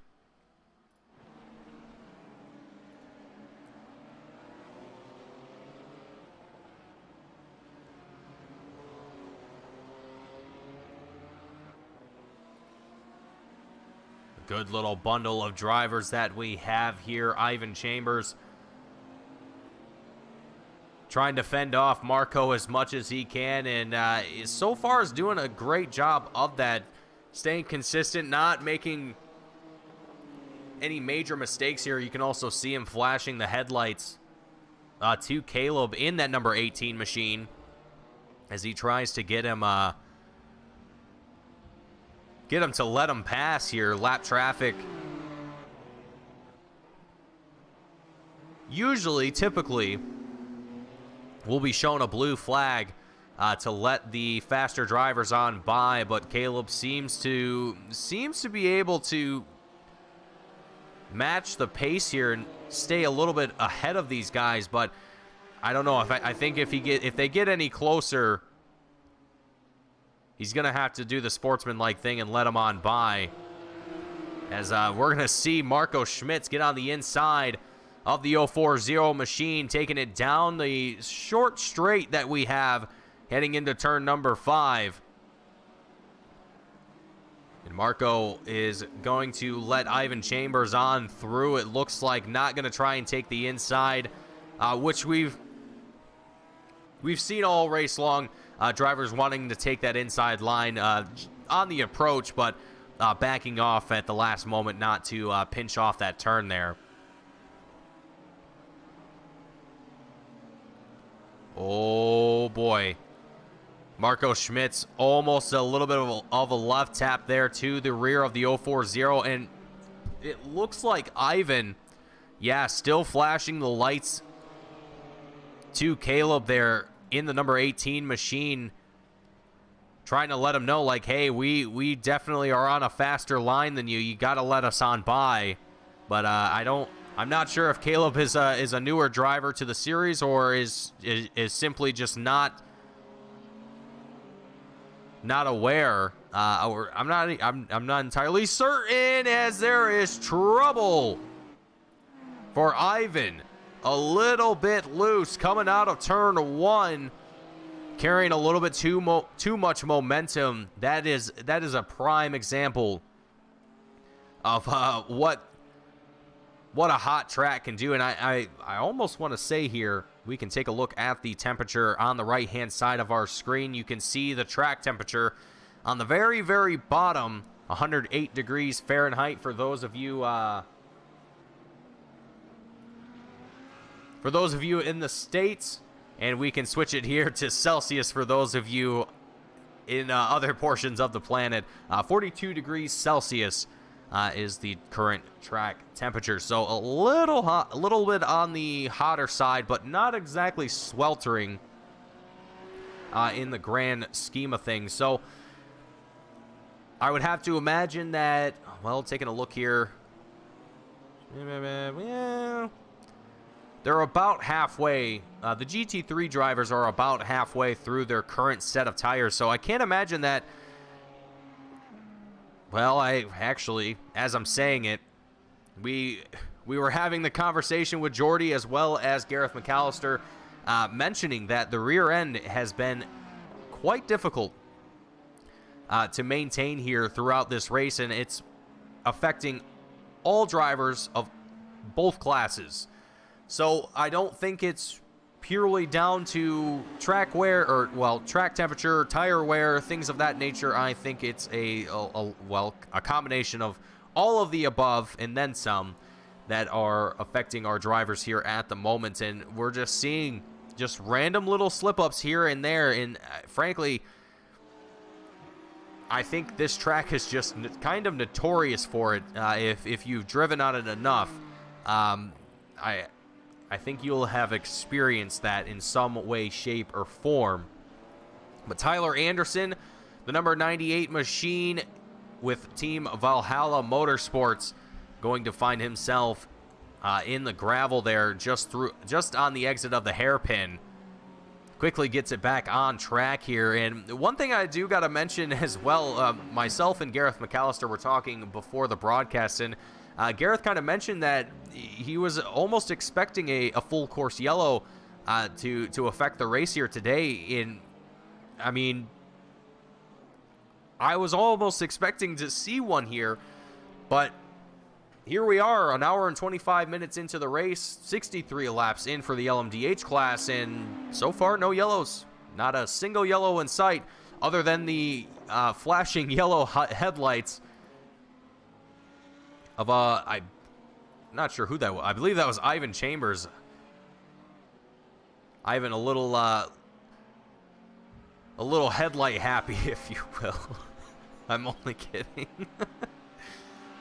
But Ines Bothma and Niels Blauwickel both going to have a bit of a battle here for 6th place.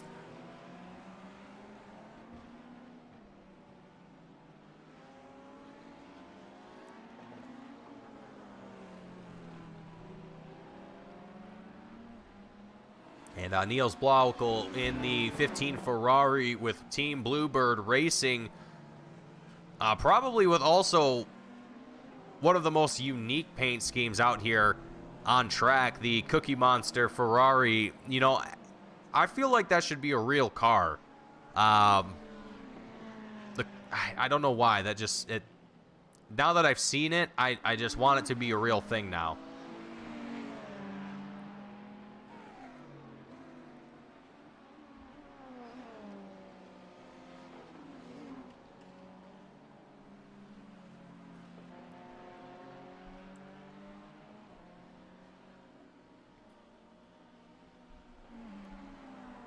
Neil starting to close the gap between himself and Ines Bothma.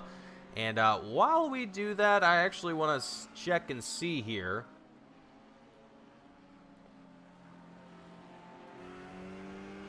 Nope. Okay.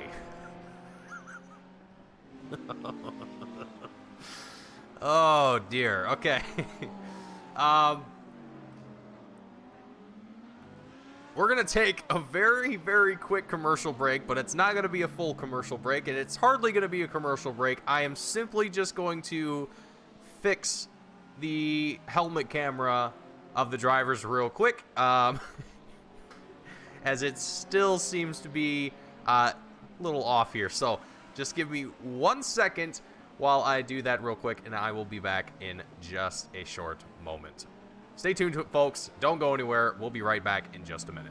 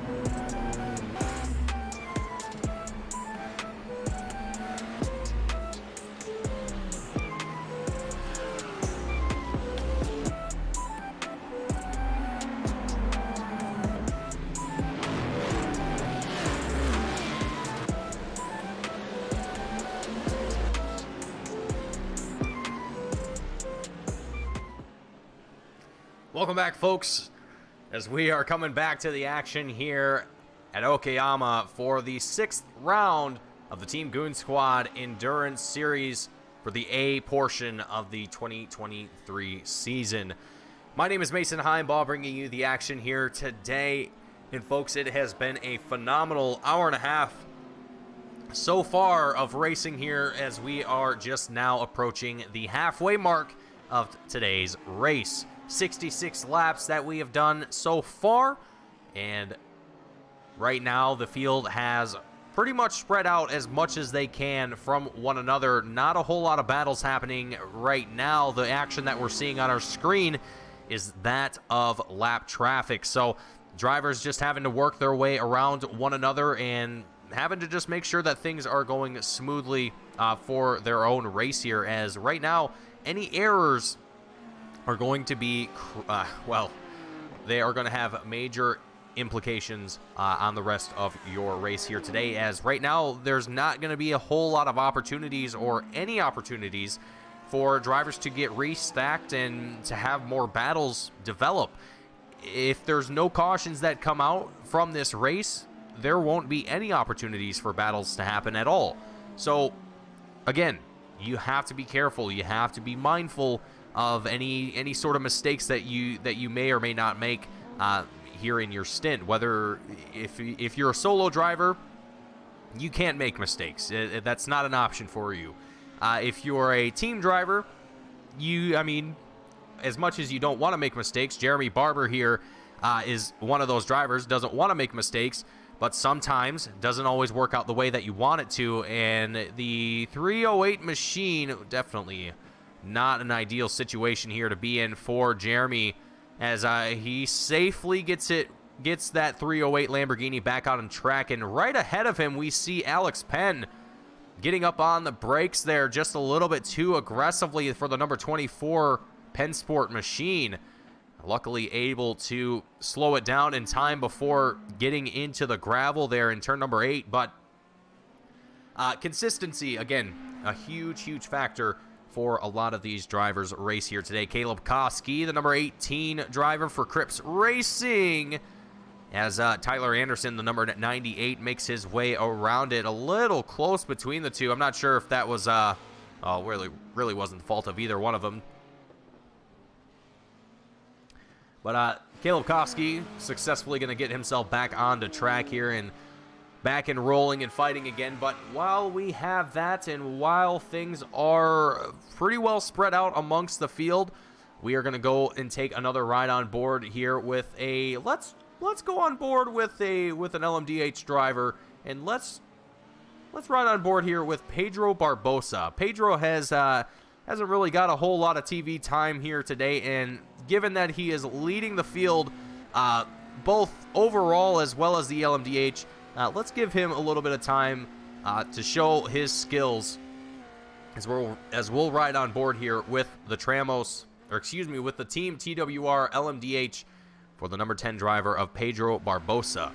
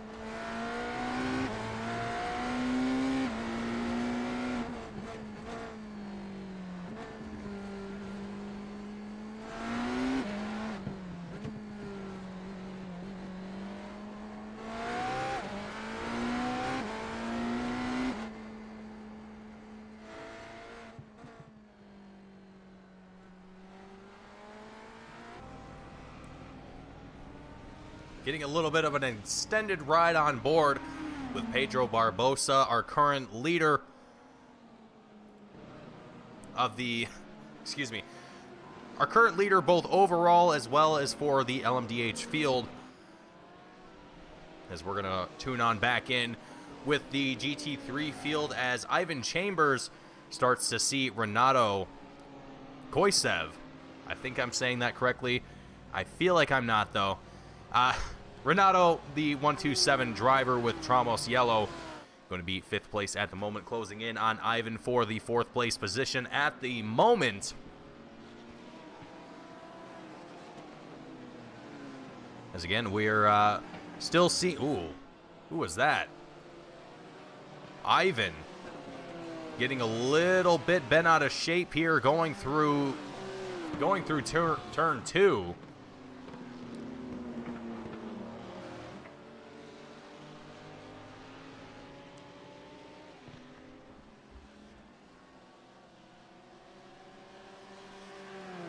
Ivan's teammate that we just had a word with, Jordi Vermeulen, Also, again, mentioning that Ivan, one of the newer drivers to the team, getting an opportunity to be out on track here today and show his colors, is performing very well for his team.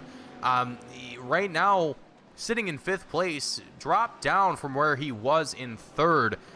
So hopefully not going to have any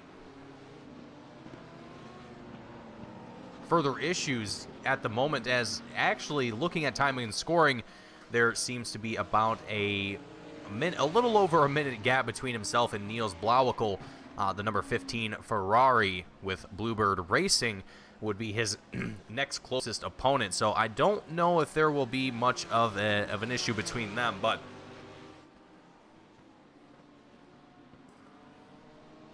what we can also kind of take a look at here on the left-hand side of your screen, and really we can just kind of play around with some of the different information that we have available to us at the moment, as Alex Penn is actually going to make his way down into the pits here at the moment and begin his pit stop for today's event, or second pit stop, I believe, for today. And looking at it, might be a little earlier than what I was expecting here, but hey, you know what?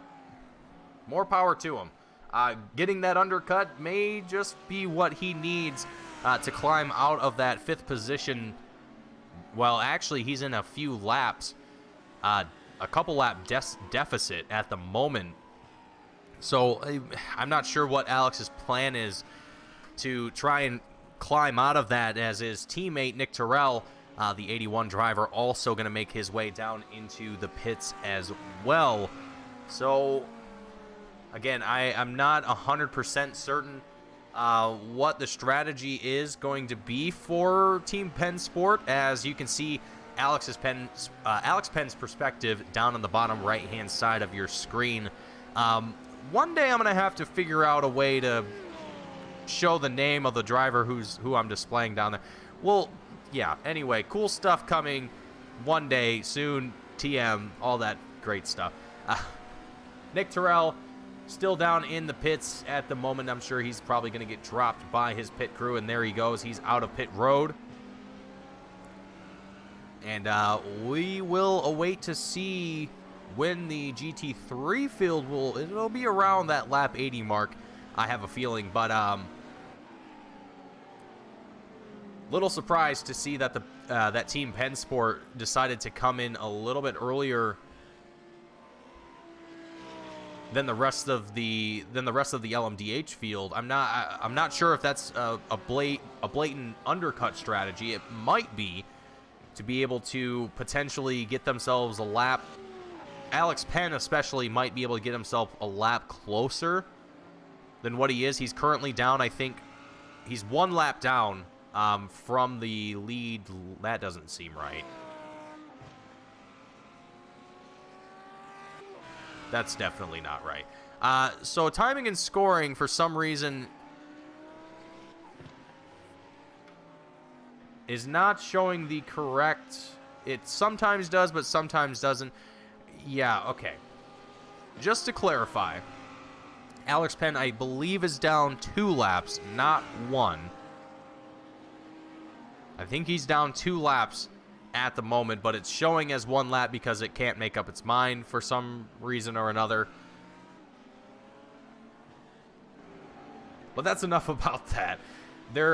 Right now, there's not a whole lot of action out on the field. There's really, really calm racing happening for most of these drivers, and we're seeing a few different names around the field for our different teams. The names that are standing out to me at the moment, Sean Macinas here in the 68 machine, taking the place of, I believe, Nicholas Matcham here for the Serial Offenders 68 machine.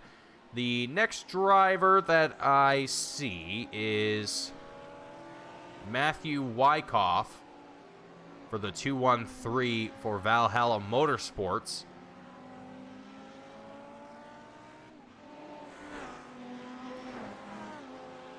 And Ivan Chambers, but we've already we've already gone over Ivan Chambers, so there's not as many multi-driver teams here than I thought. There's actually a lot more solo drivers than teams. So again, that is something that you can do here with the Team Goon Squad Endurance Series. That is that's kind of the whole point, is to be able to race as a solo driver or as a team.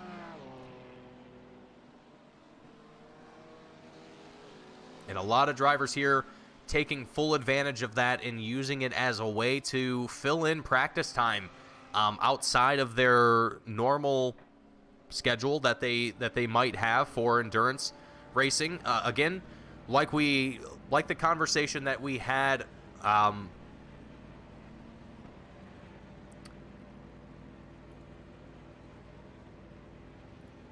with Jordy. Excuse me, names are not my strong suit at times, which is kind of funny being a commentator. But Jordy being a good example of this, however, living overseas, not being on the same time zone as the United States, it makes things a lot more challenging to have I guess an international field is the word that I'm trying to get here.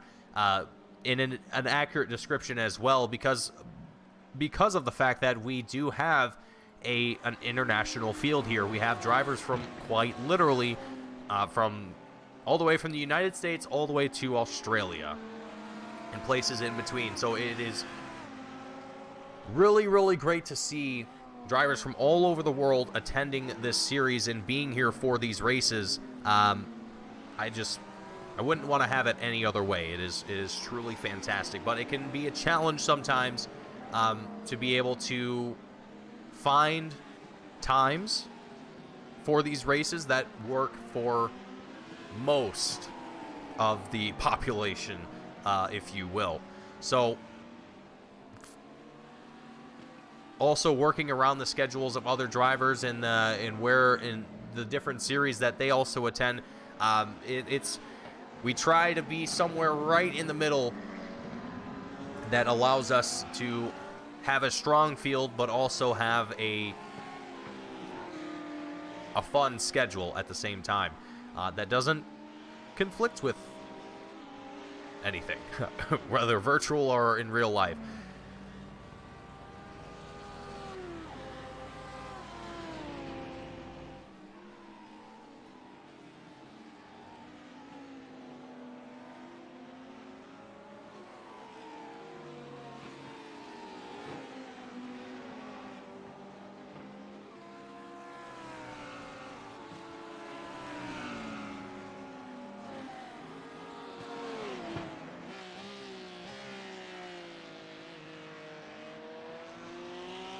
So getting a look on board here with Norman King, the number 11 Porsche with MSR car green, as they get a run down the long straight, heading into turn number 5. The hairpin with Matthew Wyckoff. Valhalla Motorsports going to be on his tail here at the moment. You can see which driver is in the car at the moment on the left-hand side of your screen. We can also take a look at their car numbers here as well, so you can get an idea of that. We'll actually switch this around here so it makes a little bit more sense.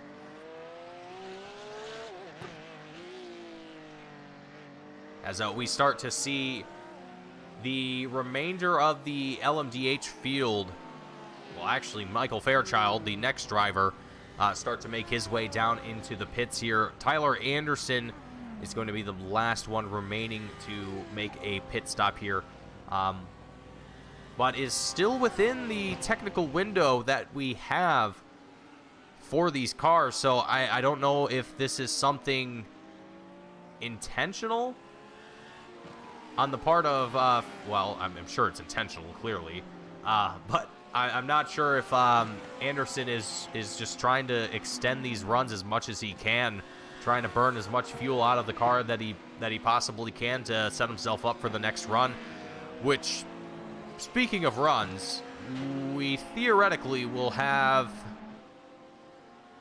I think one more pit stop.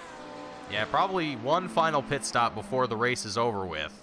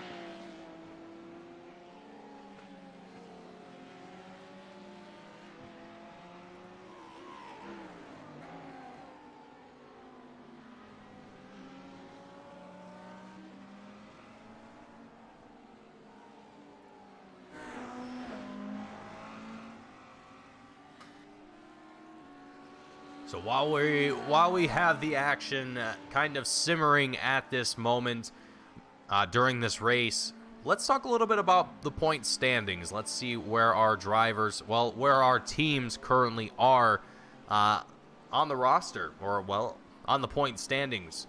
And let's start off with the LMDh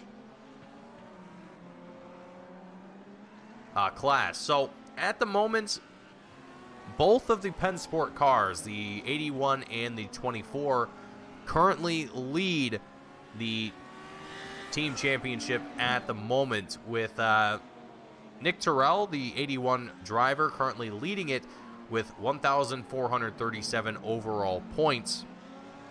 And Alex Penn in second with 1,277.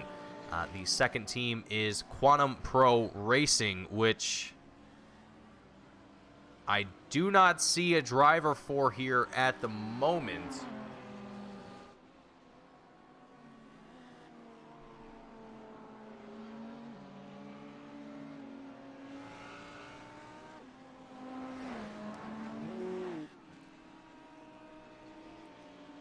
So I do not see a driver for Quantum Pro Racing, but they sit third with 1,213 points.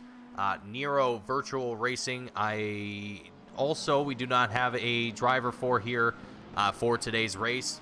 Sits in fourth place. And 654 Motorsports going to be in fifth place with 787 points.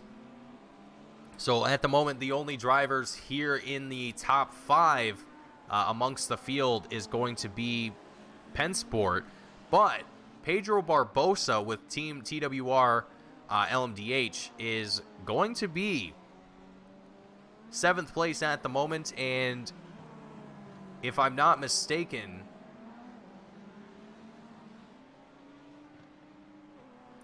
they will be moving themselves up quite a bit here, as they're currently tied for sixth place with Weekend Warrior, and walking away with a potential win here could put themselves up quite a bit. As speaking of Pedro Barbosa off in, there's got to be something more to this. This is definitely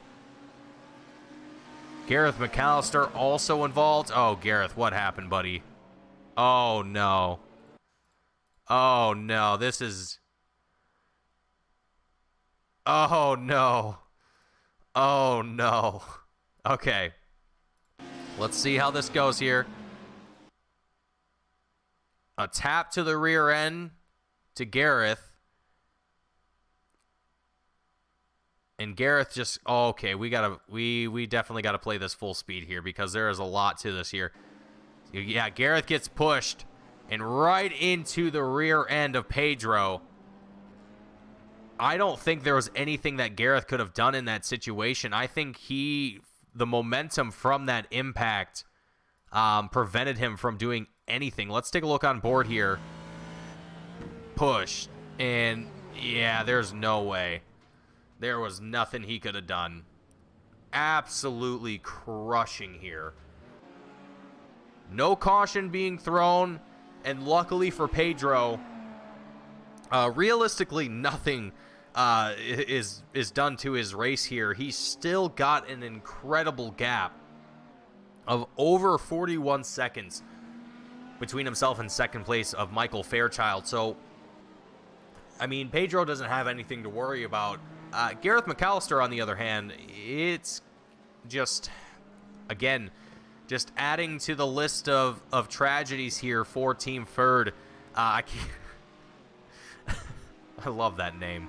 Yeah, Gareth, you know, his teammate Carlos Steele and Donovan Johnston, all of them have had a rough race here today. Carlos Steele, Donovan Johnston, they've both retired from the race here already, so Gareth is the final remaining driver amongst the team, or the three teams, rather, if you will, if you consider their colors a different team.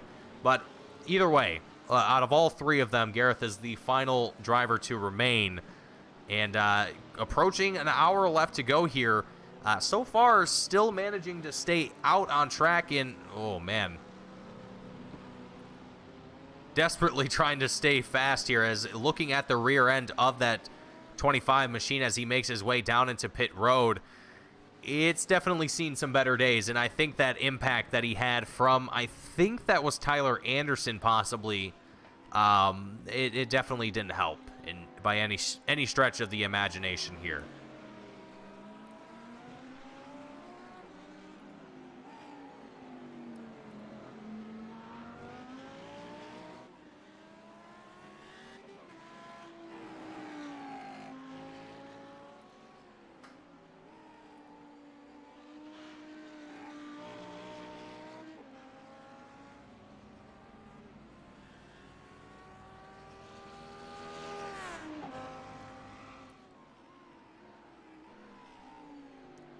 And while we are at this point in the broadcast, I want to just take this moment again to, as usual, I want to thank everyone who has tuned in here today and has shown their support for the series, for their favorite driver, for their favorite team, whatever the case might be. It is great to have all of you here and watching the broadcast. And whether or not you're watching this live or you come back and watch it later, thank you all who tune in and watch the show and enjoy the races with us. Because without you guys, well, who would we be doing this for then? But on that note as well, for anyone who would like to support the series, support the league, help out Team Goon Squad in any way, or support their favorite driver, support their favorite league, head on over to our website, teamgoonsquad.com. Check out our merchandise. We have all sorts of different things for merchandise for Team Goon Squad, as well as for the leagues that we work with during our broadcasting adventures. So whether it's a gift for a family member, for a driver that you support, or even just something for yourself, all of the proceeds go directly back to Team Goon Squad and help us out in one way or another. In fun fact as well, anything bought from league merchandise, whether that's from, I actually don't remember who we all sell league merchandise for at the moment, but all of the 50% of the profit made from league merchandise goes back to the league that we work with. So we try to help our leagues out that we work with. We also try our best to make sure that what we do continues to improve, and we continue to try and bring the best broadcast product that we can bring to you, as well as continue to put on these races for everyone to enjoy, and just continue to grow as a whole, as a league, as a family, as really that's what we kind of consider ourselves, as one big whole family. So to everyone who shows their support, everyone who races in the series, everyone who's involved in making this series happen, thank you all. It is not possible without all of you.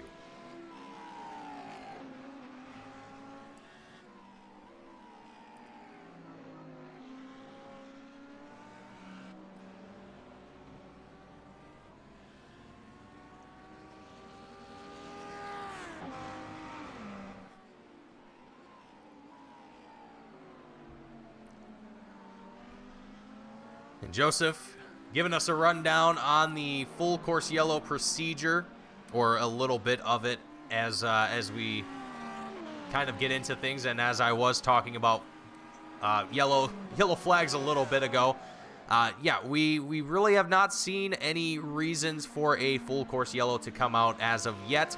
There hasn't been any cars really anywhere on the track that have made any reason for a yellow to come out here. So really, realistically, it has been a very, very good race for drivers looking to get a long run in.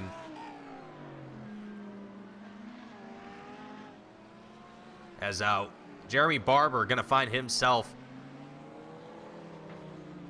oh boy, not in a good way. Oh boy.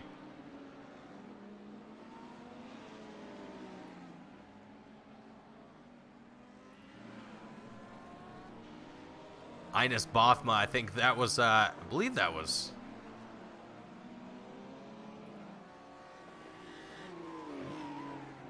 Oh boy, Jeremy finding himself only getting in worse and worse shape here, and going to find himself down in the pits for the second time here this race, and probably right on cue for a lot of the GT3 field at the moment, as they've surpassed their previous pit strategy here. We can actually take a look at that here on the bottom right-hand side of our screen. So you can see the LMDh field as well as a few of the GT3 drivers. We can see if we can change some of that up here.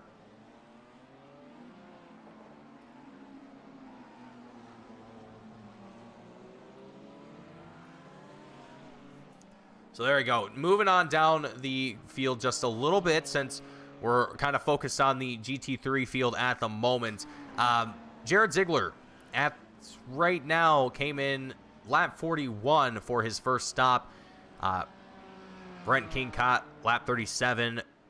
Marco Schmitz, lap 39. And Renato Koisev in lap 40. So, again, we're on lap 88 right now, and actually, as I'm looking at it, the GT3 drivers are on lap 78, lap 79, working on lap 79 at the moment, so they're actually right on cue. I'm throwing myself off looking at the LMDh lap count at the moment.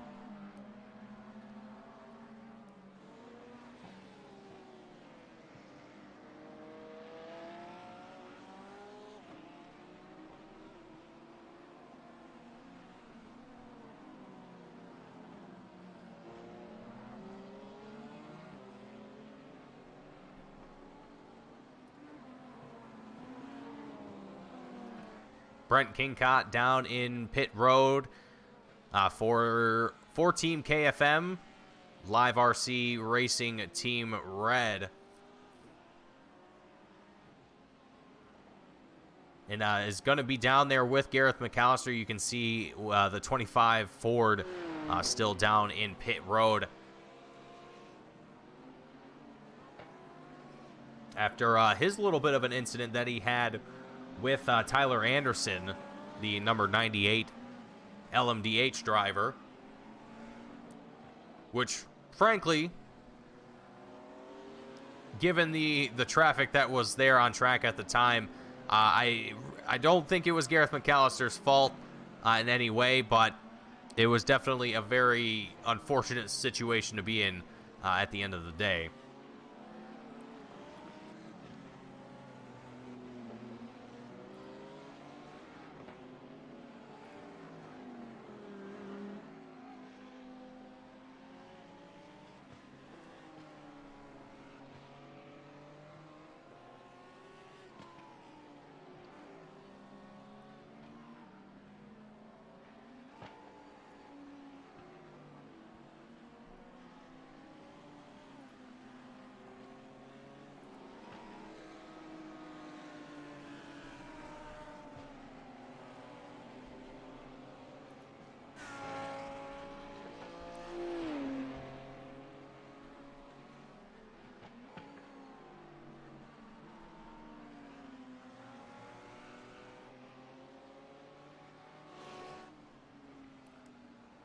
So Gareth McAllister, after nearly 9 minutes in pit road, finally going to find himself back out on track here, and with a very refreshed looking Ford GT here, looking a lot better than what it did than when he came in. So hopefully it's going to drive a little bit better for him this time around, and well, make the best of it as what he can, as he's going to be down quite a number of laps here at the moment. It says 2 laps here on the left hand side of your screens, but it's that is going to be very incorrect.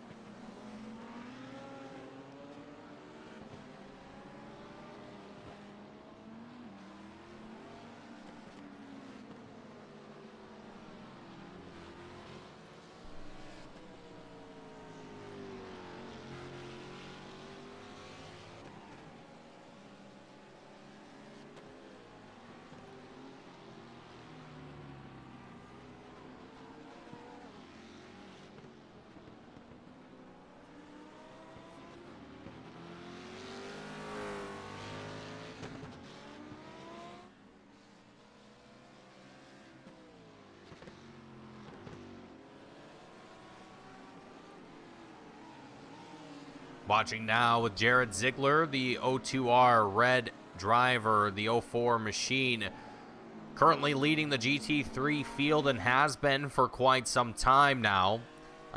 Doesn't have really any competition around him as he comes down into pit road.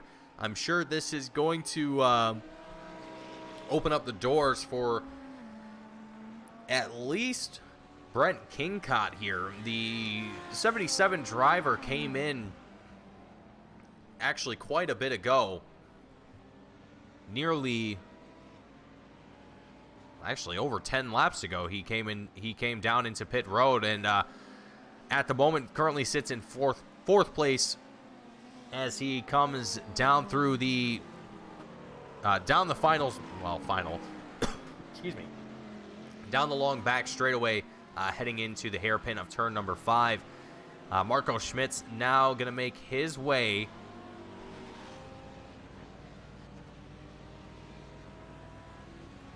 down into pit road here as well. Marco Schmidt's with Traumos Pink, the 27 driver, and it looks like the 04 car is going to have a new driver in the seat. By the name of Jeffrey Sykes. He is now going to make his way out onto track here and is going to continue to take the lead here for O2R Red. And going to see how this is going to affect the field at the moment, as again, Brent Kingcott still able to stay out quite a bit longer than the rest of the pack.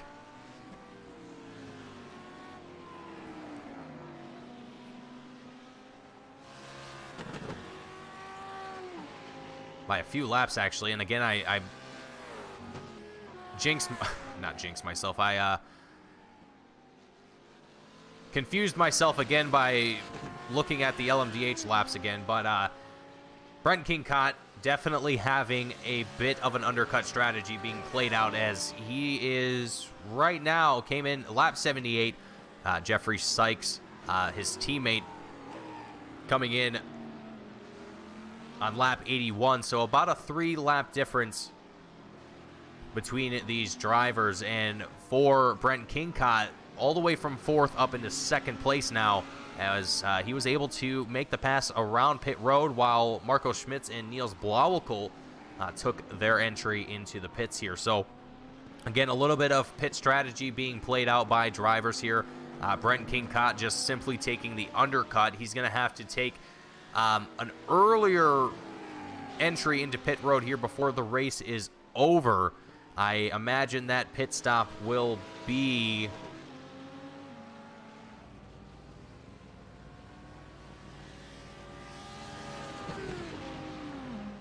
about lap 120, I'm thinking, is where it's going to be at the moment.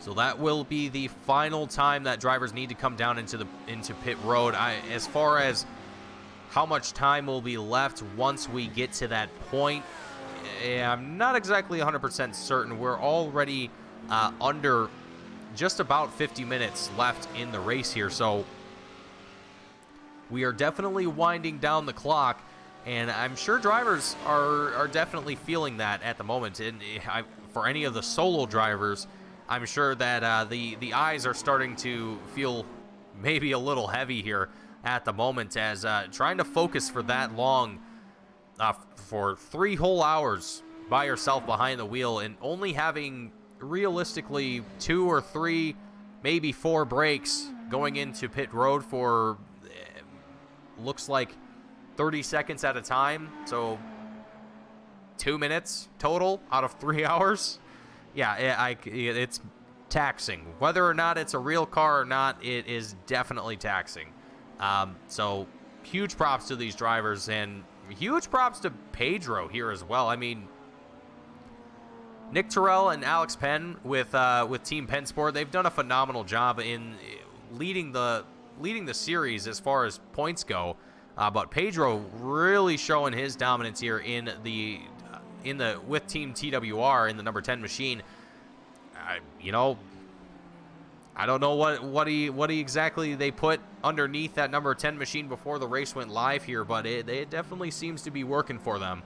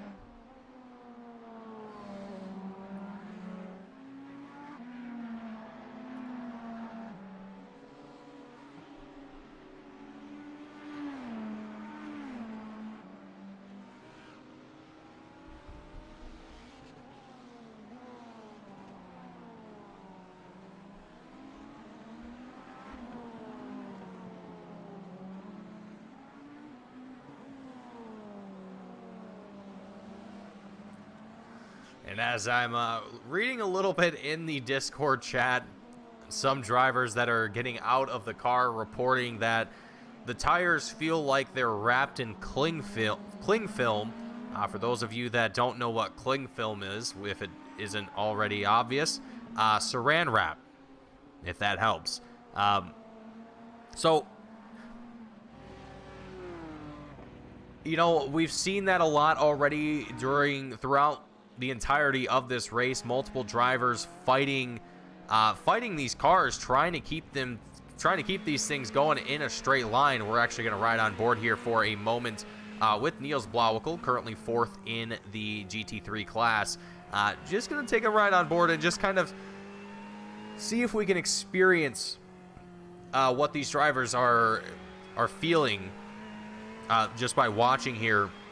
As right now, Niels is going to be on roughly 30 lap old tires at the moment, so pretty much near the end of their life, and just gonna kind of see how difficult it can be to maintain these cars at this point in the race. As we see, I believe that was Alex Penn.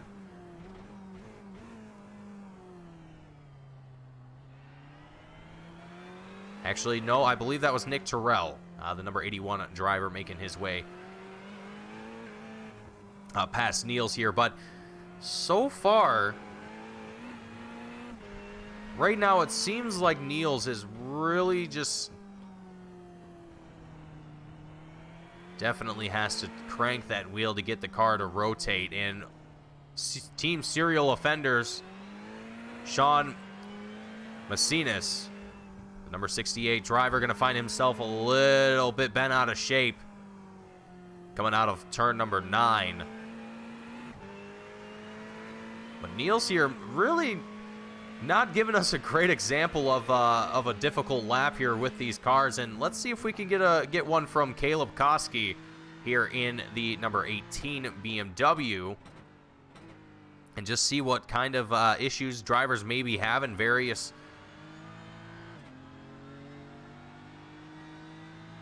Yeah, a little bit loose there for Caleb as he makes the exit out of turn 4. Coming into the hairpin. No issues here.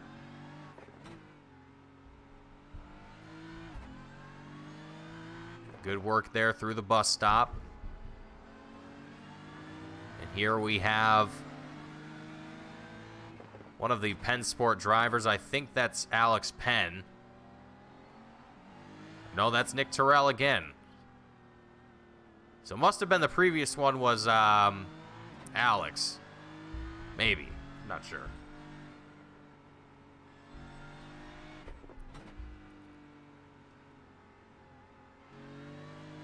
While we can't exactly tell for certain if drivers are feeling, or well, what the drivers are feeling with the cars at least, we can definitely tell, at least from what I can see, is that drivers are being very cautious in both classes, trying not to overdrive these cars, as Timothy Yax here, I think, has done just that for the MSR car green, and luckily no one else is around him to worry about in that situation. So Timothy going to be the fresh driver in the seat for the 11 car of MSR car green.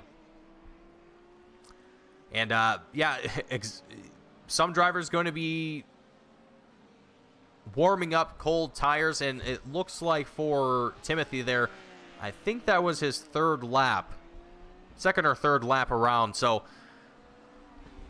trying to do everything in his power to keep that car clean here, and staying in the top 10 as well for himself and his team, as Pedro Barbosa going to make his way down into pit road here for Team TWR. Pedro having a very dominant lead over the field for so long. His next opponent is going to be that of Michael Fairchild, the number 70 or the 22 driver for Team Sim Party Racing Gold. And at the moment, Michael Fairchild is going to take it another lap around to take the lead here, I believe. But Fairchild will have to create an incredible amount of distance between himself and Pedro before he makes his way down into pit road to see any major implications here for Michael to be able to fight for a win here potentially. But I don't know if that's going to be a possibility here for Fairchild as he comes down the long straight heading into turn 5. There's only about 14 seconds separating Pedro, and I say only 14 seconds because it takes you about a full minute to get through pit road. I'm seeing pit lap times for the LMDh class of about a minute and a little over a minute, we'll say. So for Fairchild, I don't think this is going to be a blessing in disguise, but more or less an opportunity to maybe, I don't know. He's going to stay out another lap here. I'm actually quite surprised. He technically doesn't need to come in yet. He still has a way to about, I want to say, actually he's got a little whiles to go before he needs to come in. Probably about another 20 to 25 laps before Fairchild actually needs to come down into pit road. So pit strategy might be working out in favor of the 22 machine here for the time being.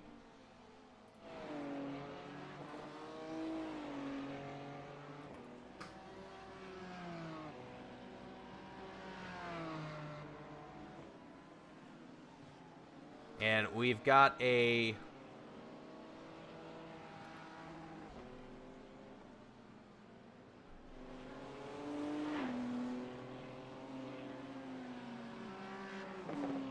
We've got a driver in the booth that we can talk to here for a moment.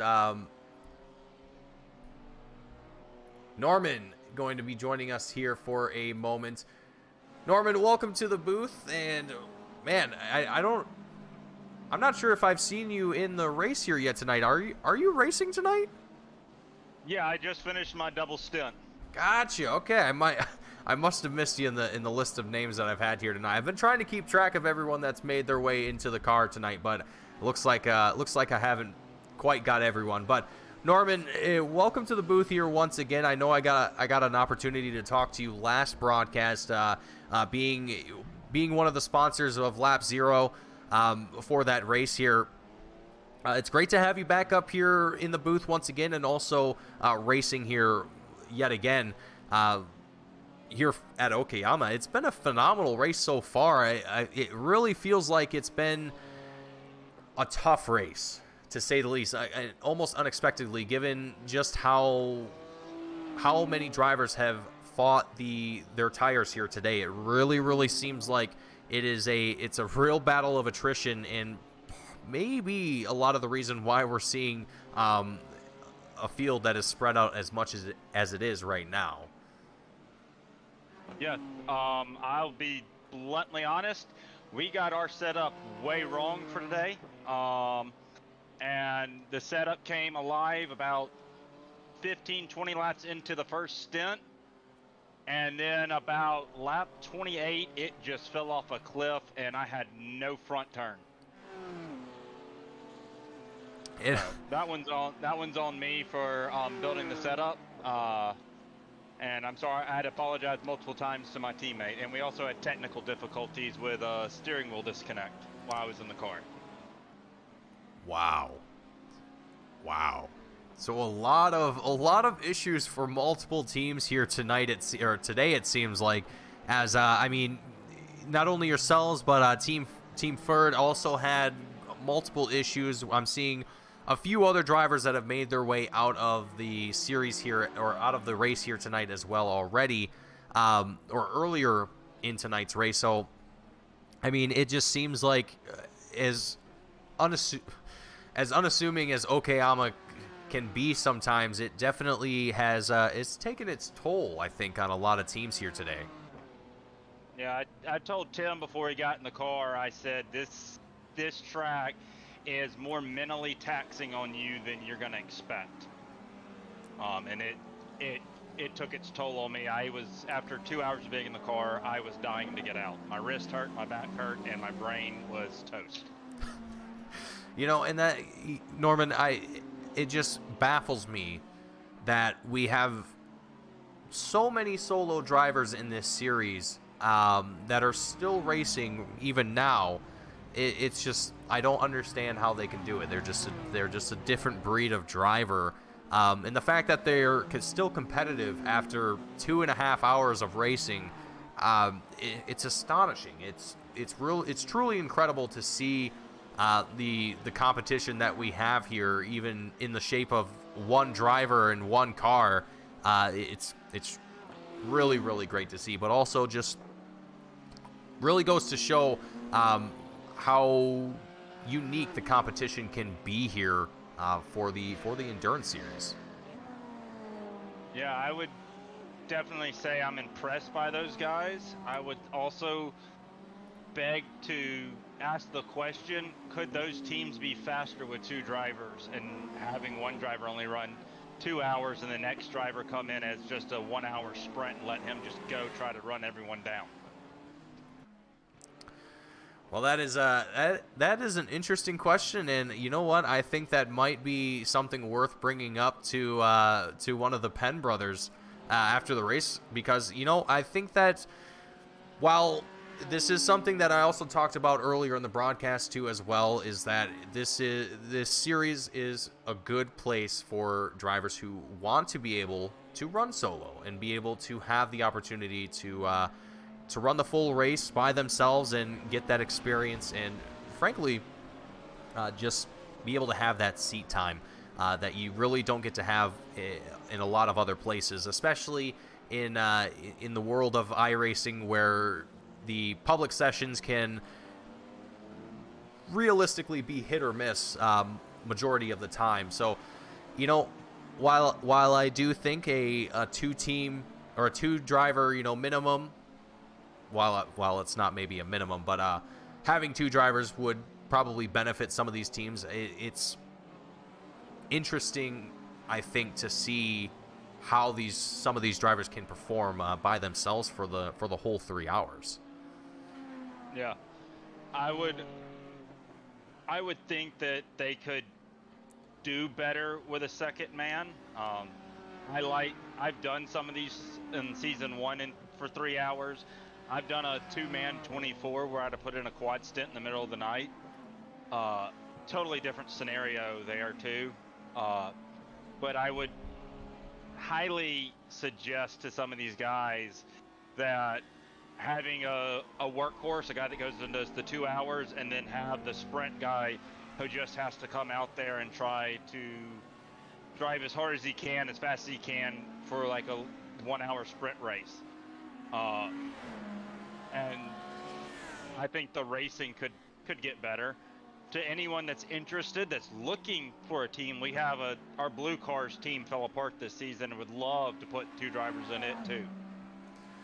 Yeah, and I really hope to see that more teams come on board and become part of the series and want to race with Team Goon Squad in the Endurance Series. It would really be a phenomenal thing to see the series continue to grow and continue to see the races filled with more and more drivers from all over the world. So, but on that note, Norman, I mean, you know, for what we've seen already for the majority of this race, have things gone the way that you, well, obviously not given what you've told me already, but I mean, what was your expectations coming into tonight? I mean, what were you hoping for to come away with after tonight's race?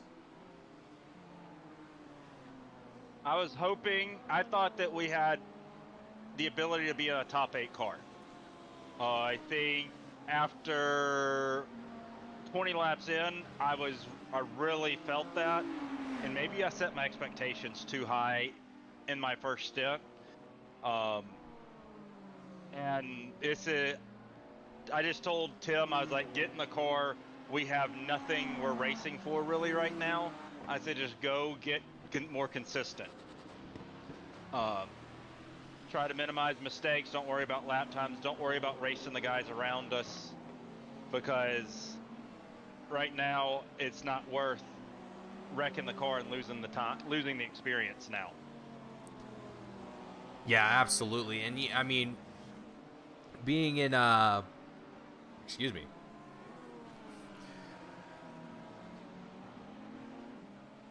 Sorry, I'm losing my train of thought here as I was looking at timing and scoring for a moment, but it's really been a very interesting race to witness so far. And yeah, just hearing the woes that not only yourself but your team have had and different drivers, it definitely seems like a lot of drivers came into this race with a different idea of how it was going to go, and it just completely blew all of those expectations out of the water. I mean, at least for some drivers, a couple of them, Pedro Barbosa, Michael Fairchild in the LMDh field, Jeffrey Sykes with O2R Red, Brent Kingcott seems to be doing quite phenomenal up there, and the Traumos team has made a pretty significant recovery as well, moving themselves back up into the top 3 of the GT3 class. But you know, taking away what you guys have experienced here today and looking forward into the next race at Fuji, which not necessarily the same type of track, but similar length and similar style, I guess you could say. What do you guys hope to accomplish there at Fuji? Is it a lot of now that you've seen what you guys have had here and had to deal with here, are you going to kind of lower those expectations going into Fuji, or keep them the same and just try and improve on the mistakes or issues that you guys had here today? We're not going to change. I go expectations one race at a time. So much can change. The field can change, but in this league, you're more consistent than an official session. But some people might show up. Some faster guys might show up. Some slower guys might show up. So I always kind of decide my expectations on race day. But what we're going to do is we're going back to the drawing board on our setups. I got, like I said, I'm very disappointed in myself how bad I got this setup wrong. I'm going to go back. I'm going to loosen our rear end up a little bit more on the early run to try to. We lost all front grip in the car, and that is not how I drive a car. I like to attack a track. So when my front end was sliding, when I was trying to attack turns, I was just eating the tires more and more. And I was just trying to put more wheel into it, making it worse. And that's a rabbit hole that I've been going down ever since I've been driving. And that's where we're going to reset this car, and we're going to make sure that the car may be a little bit looser and harder to drive at the beginning, and maybe it'll come to us at the end of the run in Fuji. Absolutely. Well, hopefully we'll get to see that. Well, unfortunately, for those of us watching the broadcast, we won't be able to see that potential improvement at Fuji, but we will be able to hopefully get word of it after that race, which the next scheduled broadcast that we have will be Le Mans. So it will be towards the end of next month, the end of May, where we will see the race at Le Mans, and where we'll hopefully be able to see where yourself and your team have tried to make those improvements, and hopefully see if those changes that you're planning will work out in your favor. I hope that it does for you guys, and hopefully get to see you guys compete, be able to compete a little bit more up there in the top 8 or top 10 where you initially were hoping to be in here tonight. But Norman, before I let you go and get back with your team, as we're starting to close in on the final 30 minutes, is there anyone watching the broadcasts, anyone at home, anyone watching the broadcast that you want to shout out and thank before you go here tonight? Yeah, just a real quick on your comments before this. All our in-car cams are streamed on Twitch, if y'all want to check that out. But also, we would like to thank all our sponsors: MSR Performance, Boneyard Builds, Utopian Organics, the Lap Zero Podcast, Zamp, Race Gear, League Zero, Racing for Children's. Just thanks to all those guys for keeping this car on track and letting us have fun here in this series. Absolutely. Well, I want to thank you for joining me up here in the booth and taking the time to join me up here and have a little bit of a conversation with me and give me a little bit of company. It's always nice to have people up here to chat with. But Norman, I wanna wish you luck going forward into not only Fuji but into the rest of the season that you guys have here, and hopefully for your team, for Team MSR, that you guys are able to keep improving and keep putting on the great performances that you guys have been putting on, and hopefully be able to talk to you guys in a more official way up on the podium. Yeah, I appreciate you being here, and thanks to Team Goon Squad for everything they do for us, and hope you have a good rest of your day. You too. Thank you very much. I look forward to seeing you in the coming weeks. All right, have a good one. You too. Alrighty, folks. So that was Norman out of the booth here with Team MSR. Giving us a little bit of a rundown on his experience behind the wheel for Team MSR, as his teammate Timothy Yax is in the seat at the moment of the number 11 Porsche, currently sitting in 10th.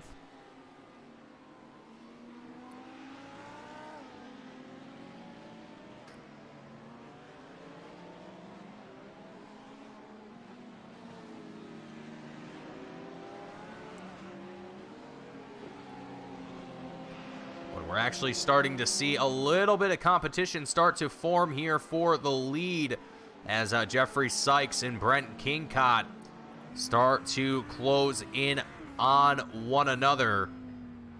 And it goes wrong here for Jeffrey Sykes. The 04 machine coming out of turn number 9 gets a little loose and loses the rear end. The exact thing that drivers have been fighting all race long. And it strikes the driver, the 04 driver of Jeffrey Sykes.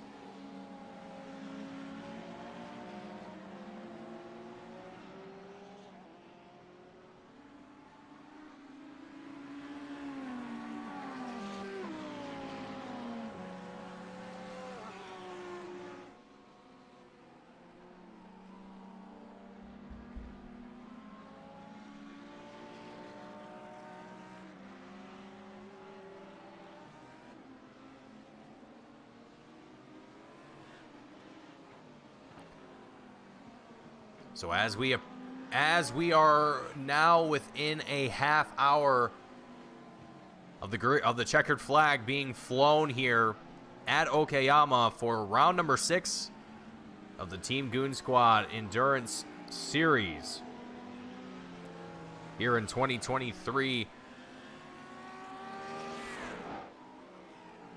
Things are starting to wind down to the point where drivers now are going to be looking, well, first off, we still are going to have the, well, maybe not actually.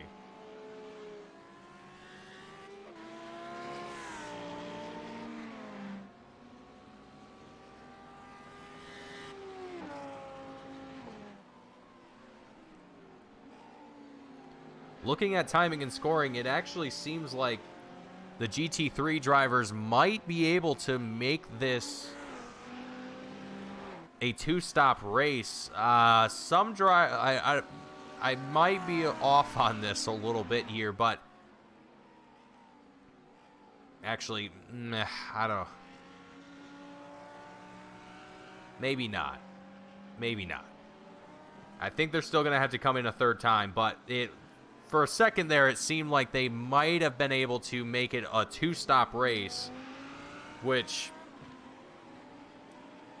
for Brent Kingcott, I mean, that's going to, well, for Pedro Barbosa, and for the LMDh field in general, they've already had to make 3 stops already, and I'm pretty sure they're going to have to make 1 more themselves before the race is completely over as well. But the GT3s, being that they have slightly bigger, well, a lot bigger tanks in them, they're able to utilize a lot more fuel and stay out on track a little bit longer than the LMDh.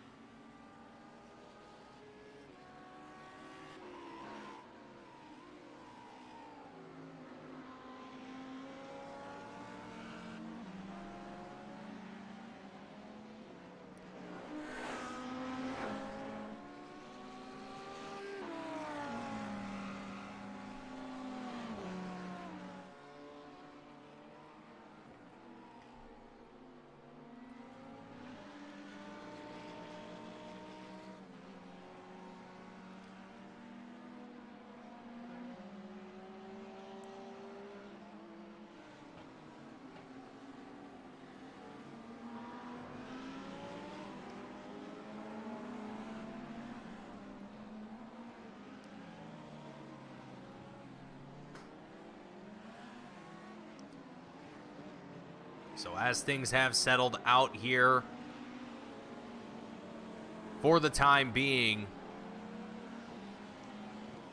we're going to go ahead for just a little bit. We're going to take a ride on board with Nick Terrell in the number 81 machine here for just a lap or two and get a perspective from the helmet camera of the an LMDh driver and see what a lap on board is like from their perspective.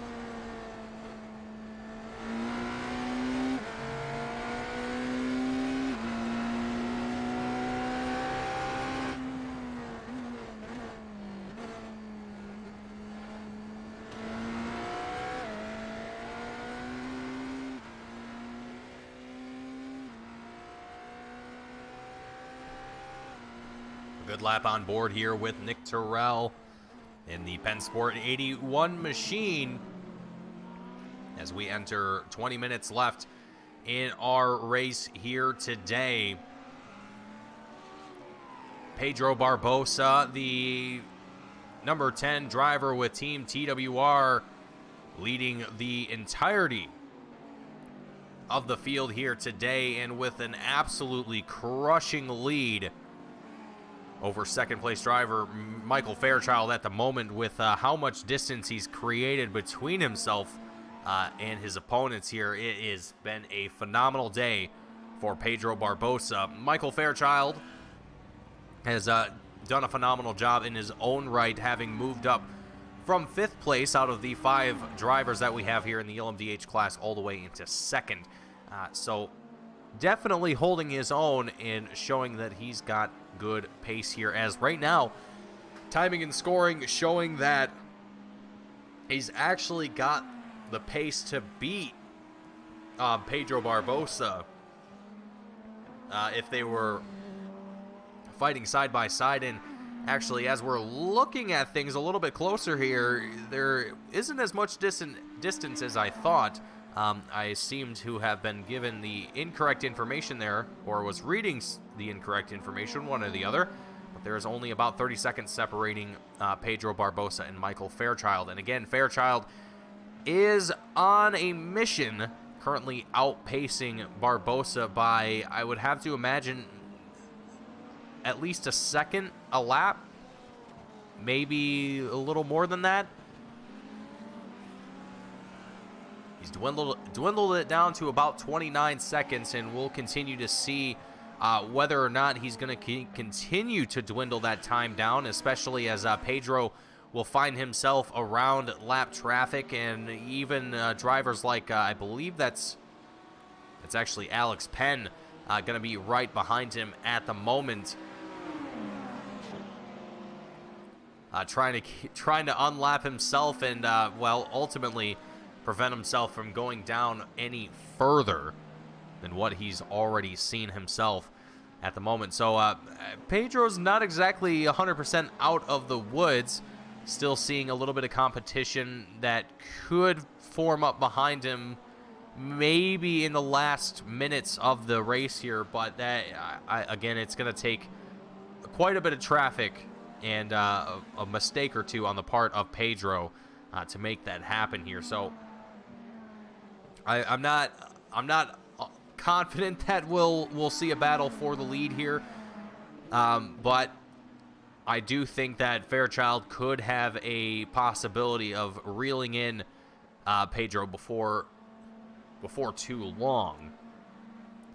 But for the GT3 class, things are a little bit different for Brent Kingcott, who currently leads the GT3 field, as at the moment he has about almost an 18-second lead between himself and Jeffrey Sykes, who Jeffrey was the initial leader in the GT3 class, but unfortunately, after a little bit of a mistake coming out of turn 9, found himself down into second place, but fortunately only down into that second place spot. Could have been a lot worse. Jordy Vermeulen back on track here after we spoke with him a little while ago. Jordy back in the 040 machine, sitting in 5th place at the moment for the GT3 class. Going to look to continue to hold that position here as we start to enter 15 minutes left to go here in very shortly.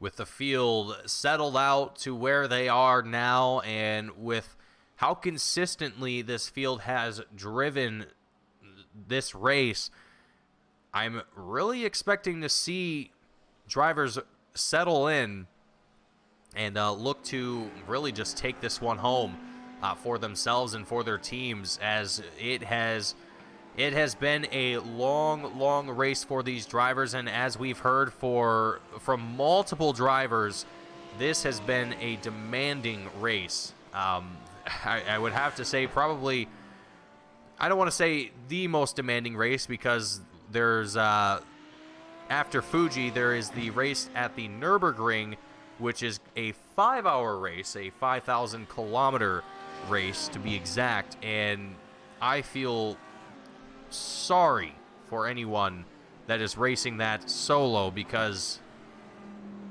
wow, I have the utmost respect for you. Anyone that's willing to put themselves through that kind of torture is a special kind of madman.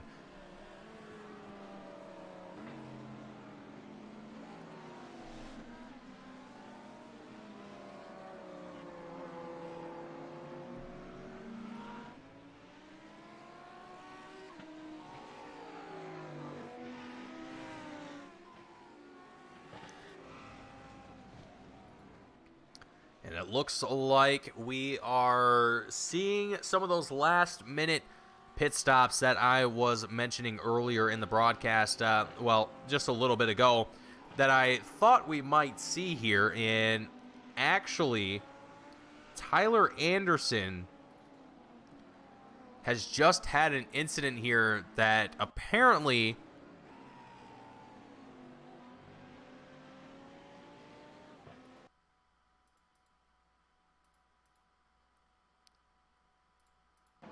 let's see what happens here.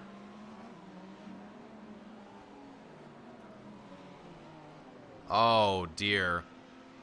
A self-spin and tries to get it corrected. Almost gets other drivers involved in it, and it looks like... Let's see here.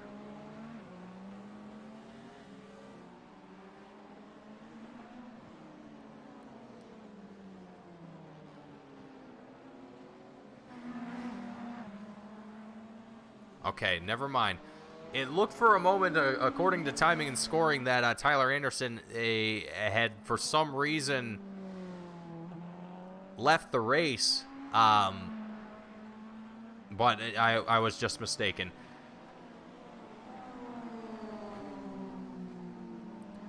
So with just about 10 minutes left to go in today's race, and after all of the events that we have seen over the course of today's race, I want to say it has been an exciting day here at Okayama, with a lot of action throughout today's race, even though drivers being spread out as much as they are and having to deal with all of the issues with tire wear and, well, just tires in general over the course of this race has, I think, has definitely made this race a lot more interesting than what I at least initially thought it was going to be before starting today's event. So I want to say, again, thank you to everyone who's been tuning in and watching the broadcast here today, but also thank you to the drivers who have put this event on for us, because frankly, I think I would be down in the pits with the drivers who called it early if I was behind the wheel. I don't think I would have lasted the full 3 hours. I definitely would have tried my best, but 3 hours behind the wheel is a lot to ask from anybody, especially when you are, driving a race car going full speed. It is a huge, huge challenge. So, huge props to all of our solo drivers here in the TGS Endurance Series, but also a huge props to all of our teams that are here in the series and performing with us. You guys are all amazing, and you guys make all of this happen and make it what it is. So without you guys, we wouldn't have any of this. So with that being said, thank you all, as we are again getting into our what will be now final 10 minutes of the race, as we're still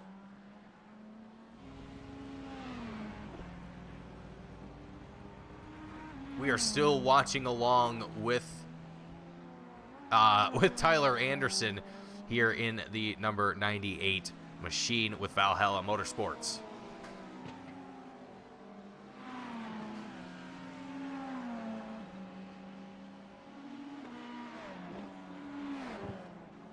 The Ironman Illusions in the chat. The Ironmen deserve a medal. One stint was hard enough, let alone 3. I 100% agree. Yeah, a 3-hour race is definitely nothing to shy away from or to knock on. It is definitely a long time to be behind the wheel, and for anyone who's thinking, well, NASCAR has 3-hour-long races, and to that I say, well, they're not to the same level of difficulty that you would find on a road course, and I respect what the drivers do, who race in the Oval Series. They are amazing drivers within their own right. But when it comes to endurance racing, it is a whole different ball game, and it challenges any driver that comes into the series. So, and that is why in real life, in the real life series, you will often see drivers from all sorts of disciplines coming and competing with different teams.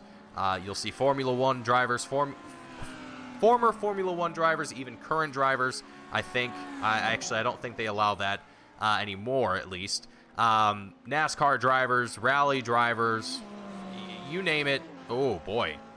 Tyler Anderson there, a little bit wobbly for the number 98 machine, as we are now just under 10 minutes left to go. And, again, drivers just taking things calmly, taking things as smooth as they can, as we're going to ride on board with Brent Kingcott, the number 77 Audi, currently leading the field. And again, I'm still wondering if, well, let's see. Let's take a look here. Actually, no, I think they might. I think the GT3 drivers are going to be able to make this a 2-stop race.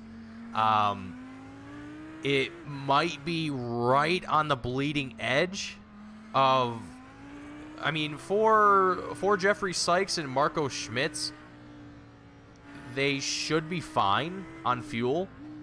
Brent might even be fine as well. I think they all are going to be just fine.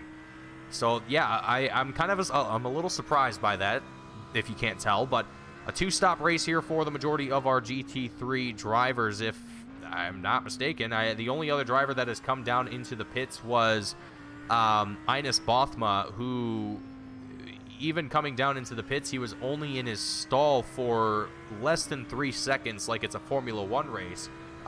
So I'm not sure exactly what the intention was there, but Niels Blauwickel as well as Sean Macinas, both down here in pit road. Niels Blauwickel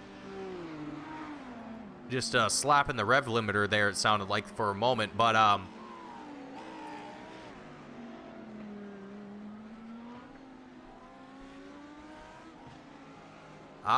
so you were spotting with Geordie, so didn't come in for an interview, but next time I'm in the car, I'll pop in. I was with Geordie in the 040 today. Well, it was great to be able to at least see you out on track today. Hopefully we'll be able to get to talk to you next race, but yeah, everyone who's watching, anyone who watches this broadcast afterwards, who's interested and wants to be a part of the broadcast, wants to participate a little bit more, everyone is welcome to come up into the booth. I know I didn't grab everyone that I said I would here today, but mostly trying to figure out a good rhythm, not only for myself but for all of our drivers here, so that way I'm not overwhelming again myself or our drivers with throwing them off of their mental game and so on and so forth. Trying to take things at a relatively easy pace for everyone, and hopefully for everyone that did join me up here in the booth today, had a good time otherwise. So as a little bit of a side banter there, we are now approaching 5 minutes left here in today's race, round number 6 of the Team Goon Squad 2023 Endurance Series here at Okayama International Circuit. And it has been a phenomenal race here today, with Pedro Barbosa leading not only the LMDh field, but the entirety of our field here today, as we see Brent Kingcott making his way around the lap traffic in the form of Jeremy Barber, the 308 machine, who I'm sure probably does not want to be that driver and want to be in the way of the leader of the GT3 class. So doing his best to get out of the way and keep things going here. But ultimately, I don't think going to have much of an effect here on Brent Kingcott's race, as he continues his lead very, very dominantly. And as I'm saying that, it looks like Jeffrey Sykes, oh boy,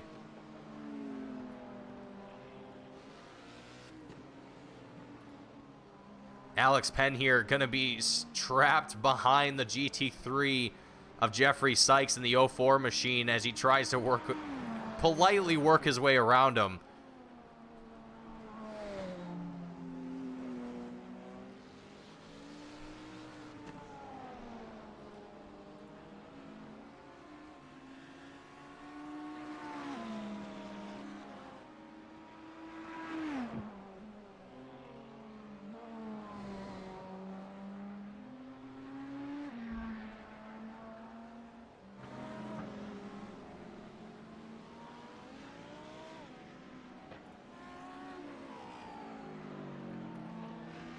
Looking along here with our race leader, Pedro Barbosa, as we enter into our final few minutes left in the race here and get ready to witness drivers coming across the line and see if there's any sort of last lap hiccups that we might see here. I'm not really confident that we will see any. I can't imagine that after 3 hours that drivers are going to let nerves get to them at this point. there's definitely a lot of nerves that you have to deal with during the race that once you get to the end, it's probably just a sigh of relief.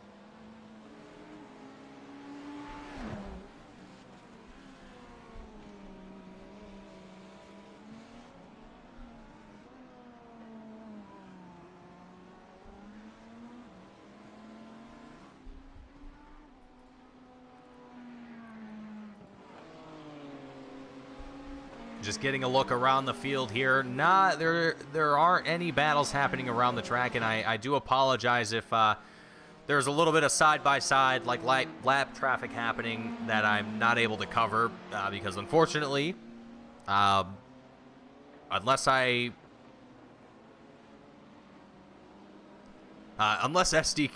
our timing and scoring software was able to show us that in some way, shape, or form, I have no way of being able to see those types of things, unfortunately. So I will try to cover the most interesting things that I can find here as I find them. But for the most part, for the time being, this is going to be the wrap-up of our race here today as we enter into the final minute before we see the checkered flag fly. And once that checkered flag does fly, it will be... it will only be until all of the drivers complete their lap, and we will have our official results for today's race. But at the moment, we can give you some our unofficial top threes at the moment with Pedro Barbosa, Team TWR taking the win here for the LMDh class. Sim Party Racing Gold in second.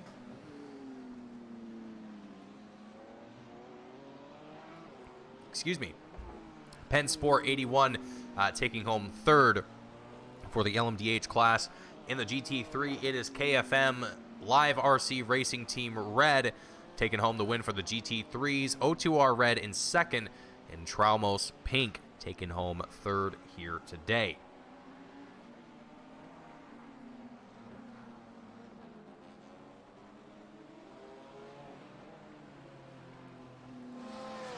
So, and there it is. We have officially surpassed the time limit for our race, and we will eventually see that checkered flag come out here once Pedro makes his way through the final few turns, as he comes through 4 and 5 at the moment, or 5 and 6, I believe that's actually called.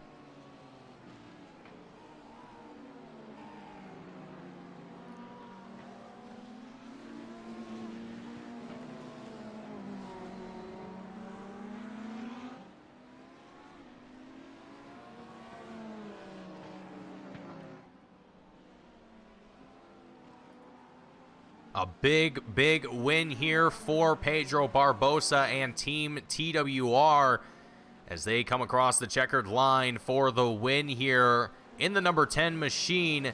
And Michael Fairchild now making his way through the final few turns with, I believe that's Alex Penn just behind him at the moment. Michael Fairchild, a very valiant attempt to try and track down the race leader, reducing the time, the gap time to about 27 seconds between the two. So a very close effort here from Michael Fairchild, but bringing home second for himself in Team Sim Party Racing Gold. Nick Terrell eventually actually was behind Michael Fairchild there, taking home third place. So a podium nonetheless for both of these drivers. Tyler Anderson making his way through the final couple turns. Alex Penn already completing his laps and taking it home for taking it home for the Penn Sport 24 team. And Brent Kingcott, we missed him coming across the line, but he takes it home for the win in the GT3 as a driver doing a burnout there, a proper way to end it. Jeffrey Sykes here takes it home in second for Team O2R Red, and Marco Schmitz takes it home in third for Traumos Pink. As we get various celebrations around the track here, Nick Terrell and friends all celebrating and doing their part here to just celebrate their time here at Okayama, as we're going to go ahead and get ready for our post-race interviews and just get ready to talk a little bit about our race here today, as we're going to go ahead and also pull up our post-race results for those of you to look at here.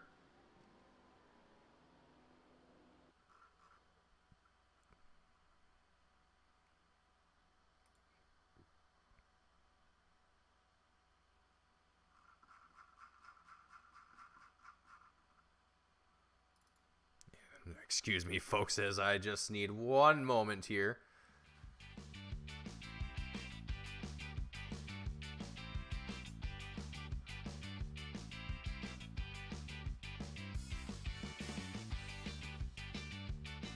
So, if I can potentially have...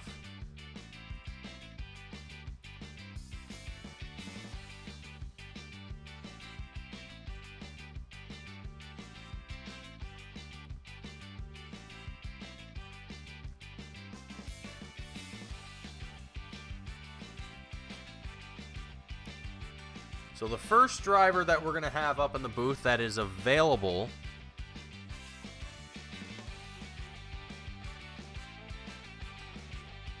is going to be Michael Fairchild, the number 22 driver with Sim Party Racing Gold, joining us up here in the booth.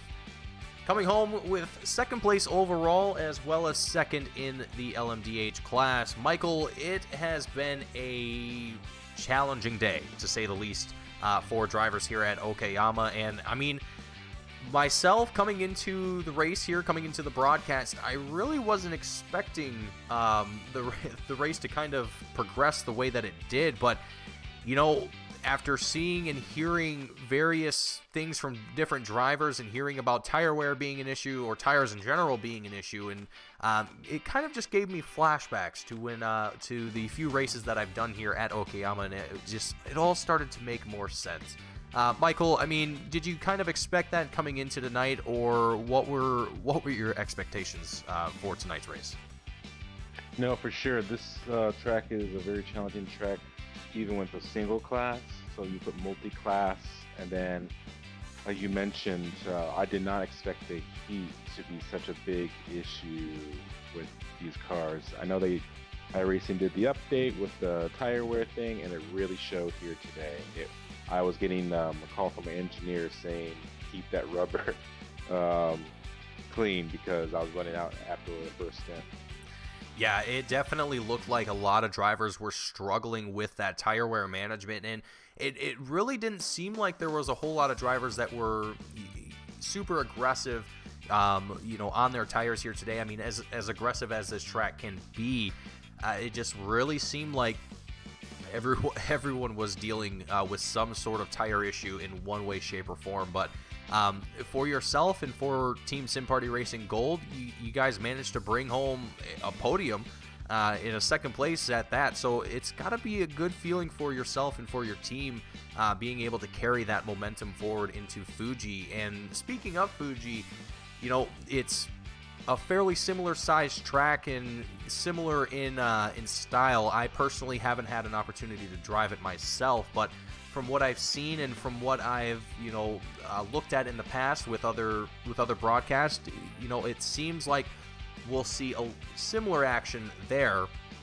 Granted, we won't have a broadcast of it, but what do you hope to accomplish for Team Sim Party Racing heading into Fuji? Yeah, this was pretty fun here being in Okayama. Not getting enough seat time at this track, and iRacing never put it on the calendar, so it really was almost like an unknown here. And Fuji wasn't on the calendar last season, I don't believe either. So going to be very interesting to see how the drivers adapt, because those middle sectors are so windy, but it's very wide. It's a very wide track, so it's going to be, I think, some bump and grinding going on, because you're going to want to take the open gap, but the racing line is you have to take the furthest outside edge, right? So I think there's going to be some couple of crashes for sure. Now the main straight is going to be a real fun highlight. If you get a good draft with the GT cars, for sure, there's going to be some dive bombing into turn one. Well, I certainly hope to, I hope to hear about the action once the race does happen. But again, unfortunately, we won't be able to get a broadcast of it this time around. Hopefully, next season, we'll be able to cover more of the races throughout the Endurance Series. But for now, we'll have to make do with our limited schedule. But I certainly look forward to hearing about the race at Fuji, and hopefully, maybe, just maybe, might even be able to attend it myself and just see what it's like for myself. So we'll see how that goes. But Michael, I'm sure you're probably exhausted. I know it was a long race for everyone here. But I want to, before I let you go here, before you head off here and have your own sim party of your own, is anyone watching the broadcast, anyone at home in the pit crew that you want to shout out and thank before you head out here tonight? Yeah, shout out to Sim Party Racing Discord at home, my endurance team, that we do all our special events. I'm sure they're watching. Shout out to Team Goon Squad for putting on a fun race and the broadcast, of course. And thank you to Phantom Tech for my gear. Absolutely. Well, I want to thank you again for joining me up here in the booth, and great performance here today, and hopefully we get to see more of it when we come back to a live broadcast again for the Endurance Series at Le Mans at the end of May. Oh, nice. That should be fun. Absolutely. I look forward to seeing you there, and hopefully get to talk to you again there in a similar capacity. Thank you. Absolutely. Bye, everyone. Have a good one. Alrighty, folks, so that was Michael Fairchild out of the booth, taking home the second place spot here for the LMDh class as well as overall. And to round things out here for the LMDh class as well as, for the entirety of the series here, we'll have Pedro Barbosa up here in the booth, taking home the win here today after an extremely dominating win. Pedro, you put on a clinic here for these drivers today, and with as much of a lead that you had over Michael Fairchild, I mean, it seemed like you were very well prepared for this race here today. I mean, what kind of practice did you put in for this event, and I mean, what was the expectation for today? Yeah, not to sound too, how do I say it? Not sound like I'm bragging, but I literally tested a couple of setups on Thursday and then didn't drive until we got in the in the server. So usually I like to practice a little bit more, but my schedule didn't allow for it. So I came to the race without any expectations. I was a bit surprised that I was fastest. At least even in the practice, I was running not on the limit, and I was faster than the other guys, and I know Alex is very fast and Tyler as well. But yeah, I was then going into qualifying. It was really surprising because I could have done a lot better because I only did 2 laps.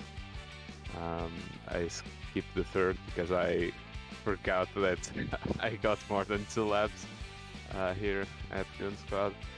So yeah, I'm a bit surprised, but thankful. I'm not really used to dominate a race, so I know the other guys are very good drivers. Maybe I just found the right setup in my setup library from this season. Yeah, I think you definitely hit the jackpot when it came to a car track setup combo. You definitely hit the nail on the head, and whether or not it was just pure skill or attributing it to the car setup, whatever the factors might be, I mean, Pedro, you absolutely showed everyone here today how it was done. And it was great to see you just dominate this field. And while I didn't get to cover you a whole lot during the broadcast, just simply because you were all out there in clean air all by yourself, just having a good old time, it was really, really great to see, just how far you were able to get away from the rest of the field and from Michael Fairchild. I mean, there was a couple instances where you guys were getting close. But at the end of the day, you were able to pull away and just keep that distance between you two. Looking forward, though, Pedro, looking into next race, heading to Fuji, if you're planning to attend that race. I mean, it's kind of a similar sort of ordeal to what we saw here today. I mean, do you expect to pull off the same sort of situation and grab the setup a couple days before and just show up and hope for the best, or are you planning to put in a little practice in before Fuji? Oh no, I plan on putting a little bit of practice. It was a weird case because I rebuilt my PC this week. That's why I couldn't really practice all that much. I did a couple of mistakes rebuilding my PC, and I had to solve some problems that I had with my I don't know what it was, but I upgraded my CPU and it was being a little bit slow. Now it's much better, and I, like the dumbass that I am, I forgot to save my wheelbase settings that I had from before, so I wasn't 100% comfortable in the car. That's one more reason that I was as surprised as you guys for this result. But I do want to practice a lot more, because I think it's a track where these cars have already run, so everyone will at least know what to expect for a little bit for the track, and it's a track that is more suited to these cars. This one wasn't really. It was a bit too short and a bit too narrow to stretch these cars' legs. But yeah, I love Fuji. I actually don't know what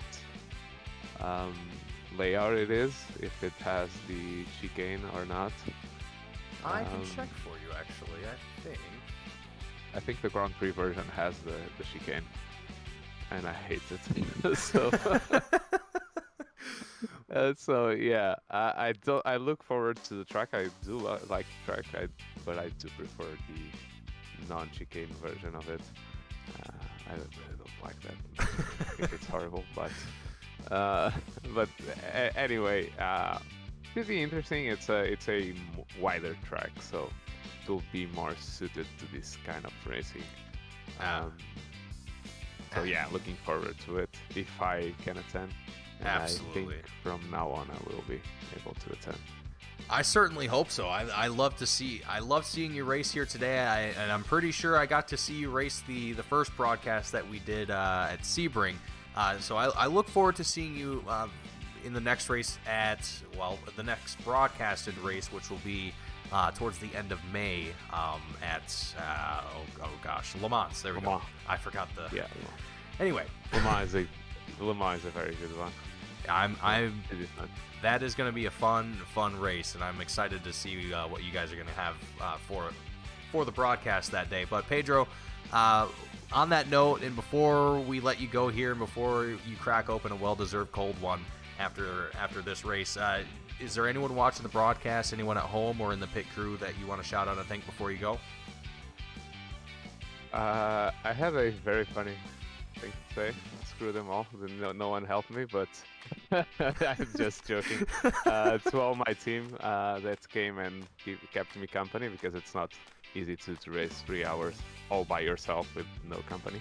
So thank you for all those guys. Thank you to you guys, because I found I found Team Goon Squad last year, and I actually did the last race of the previous season, and I do like the environment of the community. So good job, keep going. Yeah, thank you all, and thank you guys for watching. Well, thank you, Pedro, for joining me up here in the booth, and thank you for the kind words. It's very, very nice to hear that, and it's nice to have you, and hopefully you continue to stick around, and hopefully you invite some of your friends by, and continue to grow the community even more, and we continue to grow the racing and make it even better than what we have today. But Pedro, on that note, I want to thank you for joining me here today. Congratulations on your incredible win here for round number 6 of the TGS Endurance Series. And if it's not in the next few weeks, but at the race at Le Mans, I hope to talk to you again, and hopefully get to talk to you again in another similar circumstance as to what we are now. Oh, see you at Le Mans, definitely. Le Mans, I'll do that. Absolutely. See you there. I look forward to it. You have a great night. Yeah, you too. Bye.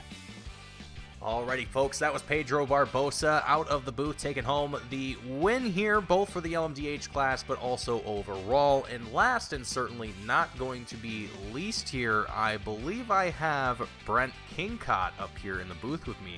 Is that correct? That is correct, my friend. Perfect. Beautiful. I hope I assumed, and I'm glad I was correct. But Brent, you actually had quite a huge break come your way in the form of oh gosh, I have to remember now who the previous driver was that was in the lead before you. It was Jared Ziegler that was in the lead, and oh man, you were right on his tail heading through turn 9, and right as you guys were making the apex, Jared Ziegler just got a little bit too hot on the throttle, found himself getting the rear end away from him, and you were able to take that lead, and from that point, you drove it away and took it home for the win for yourself and for your team. I mean, Brent, it was a tough day here at Okayama, and you managed to come away from it all with a win for the GT3 class. And I mean, how are you feeling at this point? My knee is killing me. I've never done 3 hours straight in a while. And that was the one thing that I have been wondering myself this entire time, is how you solo guys do it and how you guys are feeling. And I'm sure you're probably just exhausted at this point. Yeah, I'm sweating like a dog. It's insane. And also, this is my second endurance weekend in a row with Sebring last week, so it's insane. And we came up with a win at Sebring too, so we're just good momentum now. Great momentum, I would have to say, and luckily for you, hopefully you don't have any more races planned for a little bit to give yourself a break. But the next race that we have for ourselves is heading into Fuji, and I mean, it's going to be a lot of the same as to what we had here, but a little bit of a wider racetrack, a little bit more room to work with. I mean, do you hope to plan to accomplish the same thing? Are you planning to run solo again there, or are you bringing in some help next time? Well, this week Sims couldn't run because it was too last minute for him, but because he's run with me the past couple times. But yeah, we're planning on doing it, both of us. I'll probably get him practicing rotary. But I'm also moving around that time too, so it'll be a little bit interesting. But hey, we're gonna at least try and see how we do. Fuji is a hard track. It requires a lot of focus and confidence for sure. You need really good runs off the end of the corner instead of the entry to the corner. So we'll see what we do. We'll get some practice. I have no idea what car we're gonna bring, but we'll see how it goes. Well, I certainly look forward to seeing you guys make your way to Fuji. Unfortunately, it won't be broadcasted, but I'm sure the next time that we'll see you guys on track for a broadcasted event will be at Le Mans, which I'm sure we'll see you guys there for. But Brent, I mean, before I let you go here tonight and get some rest, as well as probably a much needed a cold one, after your race here today. Anyone you want to shout out and thank? Anyone at home in the pit crew? The floor is yours. Yeah, I'd like to thank all my teammates, Jack and Sims and Kyle and all of the boys at KFM Live RC Racing. I wish we had more cars in this series, but yeah, I thank those guys. Obviously, my co-owner of the KFM side on the NASCAR side, Rod Fosnaw, and then obviously Jackson Sims. Unfortunately, he's not here today. And then the last but not least, my fiance, who I'm getting married to in July. She's been a huge supporter, follows every stream of mine, and yeah, anytime I go racing, she's always watching. So she's my biggest cheerleader.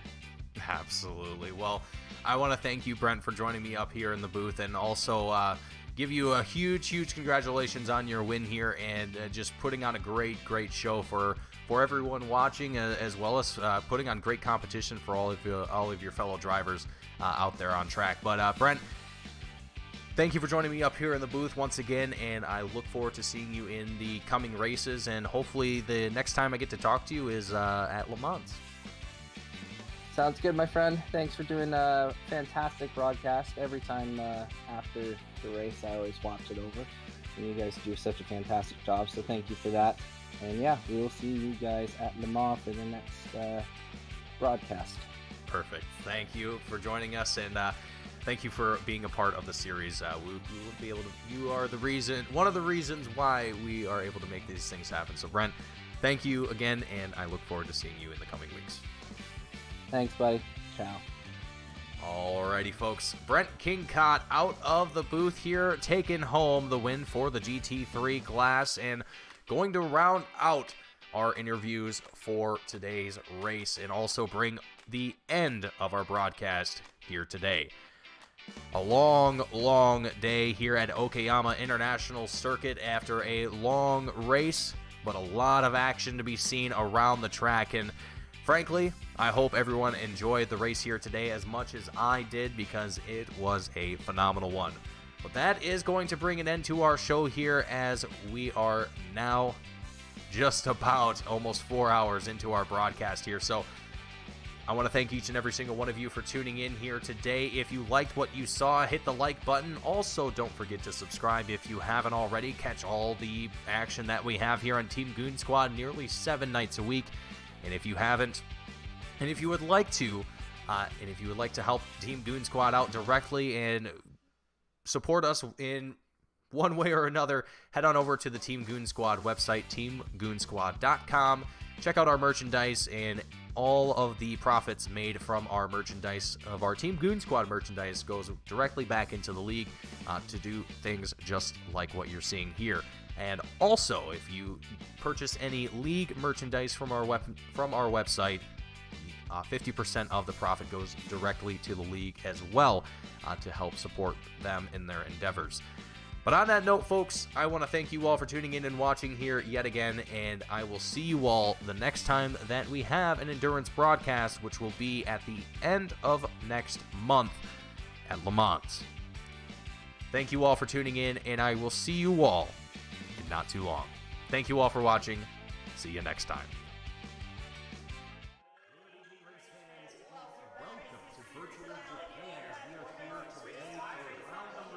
Oh, Pearson gets into the 95 of Bolts. Here comes the caution.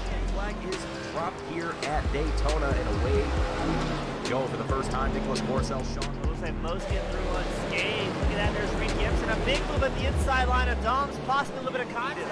Now, as we've got 3 wide action going through turns 1 and 2. And they're underway. Eric Hahn takes a nice jump. Wilson hasn't let him go very far. Nice to go out here for Circuit Spa-Francorchamps. Alex Johnson's off to a brilliant start there. Just how oddly shaped this one is. We saw in the background Eric Hahn go for a bit of a swing, and he's gone and he's over.